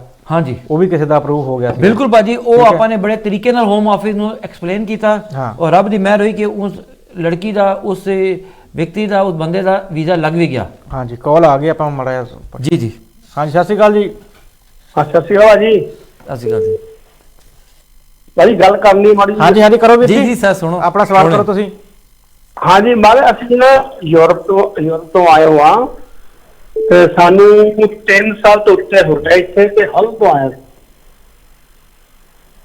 ਜੀ ਜੀ ਭਾਜੀ 3 ਸਾਲ ਤੋਂ ਉੱਤੇ ਹੋਏ ਹਾਂਜੀ ਹਲ ਤੋਂ ਆਏ ਆ, ਸਾਨੂੰ ਬੈਨੀਫਿਟ ਮਿਲਦਾ ਵਾ ਤੇ ਮੈਨੂੰ ਕੁਝ ਨਹੀਂ ਪੈਸੇ ਮਿਲਦੇ, ਸਿਰਫ ਖਾਣ ਖੂਨ ਦੇ ਪੈਸੇ ਮਿਲਦੇ ਆ ਜੀ ਜੀ ਤੇ ਤੇ ਉਹਦੇ ਵਿੱਚ ਕੁਝ ਹੋ ਸਕਦਾ ਜੀ ਭਾਜੀ ਅਗਰ ਤੁਹਾਨੂੰ ਬੈਨੀਫਿਟ ਦਾ ਅਧਿਕਾਰ ਹੈਗਾ ਤੇ ਤੁਸੀਂ DWP ਇੱਕ ਡਿਪਾਰਟਮੈਂਟ ਹੁੰਦਾ ਜਿਹਨੂੰ ਆਪਾਂ ਬੈਨੀਫਿਟ ਵਾਲਾ ਦਫ਼ਤਰ ਕਹਿੰਦੇ ਆ, ਉੱਥੇ ਤੁਸੀਂ ਫੋਨ ਲਾਓ ਉਹਨਾਂ ਨੂੰ, ਠੀਕ ਆ, ਔਰ ਯੂਨੀਵਰਸਲ ਕ੍ਰੈਡਿਟ ਦੀ ਇੱਕ ਐਪਲੀਕੇਸ਼ਨ ਹੁੰਦੀ ਆ, ਯੂਨੀਵਰਸਲ ਕ੍ਰੈਡਿਟ, ਠੀਕ ਆ, ਤੇ ਉੱਥੇ ਤੁਸੀਂ ਜਿਹੜਾ ਵੀ ਅੰਗਰੇਜ਼ੀ ਬੋਲਣ ਵਾਲਾ ਬੱਚਾ ਹੋਵੇ ਜਾਂ ਘਰ ਵਿੱਚ ਜੋ ਵੀ ਹੋਵੇ ਜਾਂ ਕੋਈ ਵਕੀਲ ਹੋਵੇ, ਉੱਥੇ ਜਾਓ ਤੇ ਉਹ ਤੁਸਾਂ ਦੇ ਬਿਹਾਫ ਤੇ ਉਹਨਾਂ ਨਾਲ ਗੱਲ ਕਰਕੇ ਤੁਸਾਂ ਦੇ ਸਾਰੇ ਜਿਹੜੇ ਹਾਲਾਤ ਵਾਕਿਆਤ ਦੱਸੂਗਾ ਕਿ ਬਈ ਮਨ ਪੈਸੇ ਜਿਹੜੇ ਮਿਲਦੇ ਨੇ ਇਹ ਕਾਫੀ ਨਹੀਂ ਅੱਗੇ ਮੇਰਾ ਗੁਜ਼ਾਰਾ ਨਹੀਂ ਹੁੰਦਾ ਤੇ ਤੁਸਾਂ ਦੀ ਜਿਹੜੀ ਫਾਈਨੈਂਸ਼ੀਅਲ ਪੋਜੀਸ਼ਨ ਹੈਗੀ ਆ, ਜਿਹੜੀ ਆਮਦਨ ਜਿਹੜੇ ਖਰਚੇ ਉਹਦਾ ਦੁਬਾਰਾ ਅਸੈਸ ਕਰਕੇ ਤੁਸਾਂ ਨੂੰ ਨਵਾਂ ਬੈਨੀਫਿਟ ਲਾ ਸਕਦੇ ਨੇ। ਅੱਛਾ ਜੀ। ਔਰ ਬੈਨੀਫਿਟ ਵੀ ਕਈ ਤਰ੍ਹਾਂ ਦੇ ਹੁੰਦੇ ਨੇ, ਰੈਂਟ ਵੀ ਮਿਲ ਸਕਦਾ, ਠੀਕ ਆ, ਜੌਬ ਸੀਕਰ ਅਲਾਊਂਸ ਵੀ ਮਿਲ ਸਕਦਾ, ਠੀਕ ਆ, ਫੈਮਿਲੀ ਟੈਕਸ ਕ੍ਰੈਡਿਟ ਵੀ ਮਿਲ ਸਕਦਾ, ਬੈਨੀਫਿਟ ਵੀ ਤੁਸੀਂ ਤੁਹਾਡੇ ਨਾਲ ਕਰਕੇ ਕੰਟੈਕਟ ਜੀ ਭਾਜੀ ਅਸੀਂ ਵੀ ਹੈਲਪ ਕਰ ਸਕਦੇ ਹਾਂ। ਹਾਂਜੀ ਅਗਰ ਕਿਸੇ ਨੂੰ ਨੰਬਰ ਆਪਣਾ ਹਾਂਜੀ ਪ੍ਰੋਗਰਾਮ ਖਤਮ ਹੋਣ ਤੋਂ ਬਾਅਦ ਭਾਜੀ ਤੁਸੀਂ ਸਟੂਡੀਓ ਨੰਬਰ ਤੇ ਕਾਲ ਕਰਕੇ ਤੁਸੀਂ ਇਹਨਾਂ ਦਾ ਐਡਰੈਸ ਵੀ ਫੋਨ ਨੰਬਰ ਜੋ ਵੀ ਲੈਣਾ ਤੁਸੀਂ ਲੈ ਸਕਦੇ ਆ ਤੇ ਇਹਨਾਂ ਨਾਲ ਗੱਲ ਕਰ ਸਕਦੇ ਸਿੱਧੀ। ਠੀਕ ਹੈ ਭਾਜੀ, ਠੀਕ ਹੈ ਜੀ, ਠੀਕ, ਥੈਂਕ ਯੂ ਜੀ ਜਬੀਰ ਸਾਹਿਬ। ਚਲੋ ਇਹ ਵੀ ਭਾਜੀ ਚੰਗਾ ਹੋ ਗਿਆ। ਆਈ ਥਿੰਕ ਸਾਨੂੰ ਬੈਨੀਫਿਟ ਤੇ ਵੀ ਸ਼ੋ ਕਰਨਾ ਚਾਹੀਦਾ ਕਿ ਜਿਹੜੇ ਲੋਕੀ ਅਫੋਰਡ ਨਹੀਂ ਕਰ ਸਕਦੇ, ਕਿਉਂਕਿ ਜਿਹੜੇ ਲੋਕੀ ਯੂਕੇ ਜਾਂਦੇ ਆ, ਜਿਹੜੇ ਪੱਕੇ ਹੁੰਦੇ ਆ, ਜਿਨ੍ਹਾਂ ਨੇ ਸਾਰੀ ਜ਼ਿੰਦਗੀ ਕੰਮ ਕੀਤਾ ਹੁੰਦਾ, ਜਿਨ੍ਹਾਂ ਨੇ ਟੈਕਸ ਭਰਿਆ ਹੁੰਦਾ, ਉਹਨਾਂ ਦਾ ਅਧਿਕਾਰ ਆ ਕਿ ਉਹ ਵੀ ਬੈਨੀਫਿਟ ਤੋਂ ਆਪਣਾ ਹਿੱਸਾ ਮੰਗਣ, ਕਿਉਂਕਿ ਉਹਨਾਂ ਨੈਸ਼ਨਲ ਇੰਸ਼ੋਰੈਂਸ ਦਿੱਤੀ ਹੁੰਦੀ, ਉਹਨਾਂ NI ਕੰਟਰੀਬਿਊਸ਼ਨ ਦਿੱਤੀ ਹੁੰਦੀ, ਠੀਕ ਆ, ਉਹਨਾਂ ਇਸ ਦੇਸ਼ ਵਿੱਚ ਆਪਣਾ ਖੂਨ ਪਸੀਨਾ ਲਾ ਕੇ ਇਹਦੀ ਇਕਨੋਮੀ ਵਧਾਈ ਪਈ ਆ ਤੇ ਉਹਨਾਂ ਨੂੰ ਬੈਨੀਫਿਟ ਦਾ ਅਧਿਕਾਰ ਜ਼ਰੂਰ ਬਣਦਾ, ਭਲੇ ਉਹ ਯੂਰਪੀਅਨ ਹੋਣ ਜਾਂ ਭਲੇ ਜਿਸ ਵੀ ਦੇਸ਼ ਤੋਂ ਆਏ ਹੋਣ। ਤੇ ਉਹਨਾਂ ਆਈ ਥਿੰਕ ਸਾਨੂੰ ਇਸ ਮੁਤਲਕ ਸੋਚਣਾ ਚਾਹੀਦਾ ਕਿ ਬੈਨੀਫਿਟ ਤੇ ਵੀ ਲੋਕਾਂ ਨੂੰ ਦੱਸੀਏ ਕਿ ਉਹਨਾਂ ਦੇ ਕੀ ਰਾਈਟਸ ਹੈਗੇ ਇਮੀਗ੍ਰੇਸ਼ਨ ਦੇ ਨਾਲ ਨਾਲ। ਚਲੋ ਆਪਾਂ ਪ੍ਰੋਗਰਾਮ ਦੀ ਐਡਮਿਨਿਸਟ੍ਰੇਸ਼ਨ ਨੂੰ ਬਹਿ ਕੇ ਇਸ ਤੇ ਗੱਲ ਕਰ ਸਕਦੇ। ਬਿਲਕੁਲ ਜੀ। ਜਬੀਰ ਸਾਹਿਬ ਟਾਈਮ ਦੀਆਂ ਘੜੀਆਂ ਮੇਰੇ ਖਿਆਲ ਨਾਲ ਸੂਈ ਦੀਆਂ ਇਜਾਜ਼ਤ ਹੁਣ ਨਹੀਂ ਦੇ ਰਹੀਆਂ, ਸੋ ਆਪਣਾ ਪ੍ਰੋਗਰਾਮ ਸਮਾਪਤ ਹੋਣ ਵੱਲ ਨੂੰ ਹੈ। ਸੋ ਆਪਾਂ ਨੈਕਸਟ ਟਾਈਮ ਆਪਾਂ ਫਿਰ ਇਸੇ ਦਿਨ ਸੈਟਰਡੇ, ਇੱਕ ਸੈਟਰਡੇ ਛੱਡ ਕੇ ਨੈਕਸਟ ਸੈਟਰਡੇ ਪ੍ਰੋਗਰਾਮ ਲੈ ਕੇ ਅਸੀਂ ਹਾਜ਼ਰ ਹੋਵਾਂਗੇ। ਇੱਦਾਂ ਤੁਸੀਂ ਸਵਾਲ ਕਰਦੇ ਰਹਿਣਾ, ਜਿਹੜਾ ਵੀ ਸਵਾਲ ਤੁਹਾਨੂੰ ਇਮੀਗ੍ਰੇਸ਼ਨ ਦੇ ਮਸਲੇ ਤੇ ਤੁਹਾਡੇ ਮਨ ਵਿੱਚ ਆ ਤੇ ਤੁਸੀਂ ਲੀਗਲ ਟਾਈਮ ਤੇ ਫੋਨ ਕਰਕੇ ਸਾਡੇ ਸਟੂਡੀਓ ਦੇ ਜਿਹੜੀ ਵੀ ਜਾਣਕਾਰੀ ਤੁਸੀਂ ਵਕੀਲ ਸਾਹਿਬ ਤੋਂ ਲੈ ਸਕਦੇ ਹੋ। ਸੋ ਹੁਣ ਆਪਾਂ ਮਿਲਾਂਗੇ ਜੀ ਨੈਕਸਟ ਸੈਟਰਡੇ, ਤਦ ਤੱਕ ਲਈ ਸਤਿ ਸ਼੍ਰੀ ਅਕਾਲ। ਠੀਕ ਹੈ ਜੀ। ਅੱਜ ਭਾਜੀ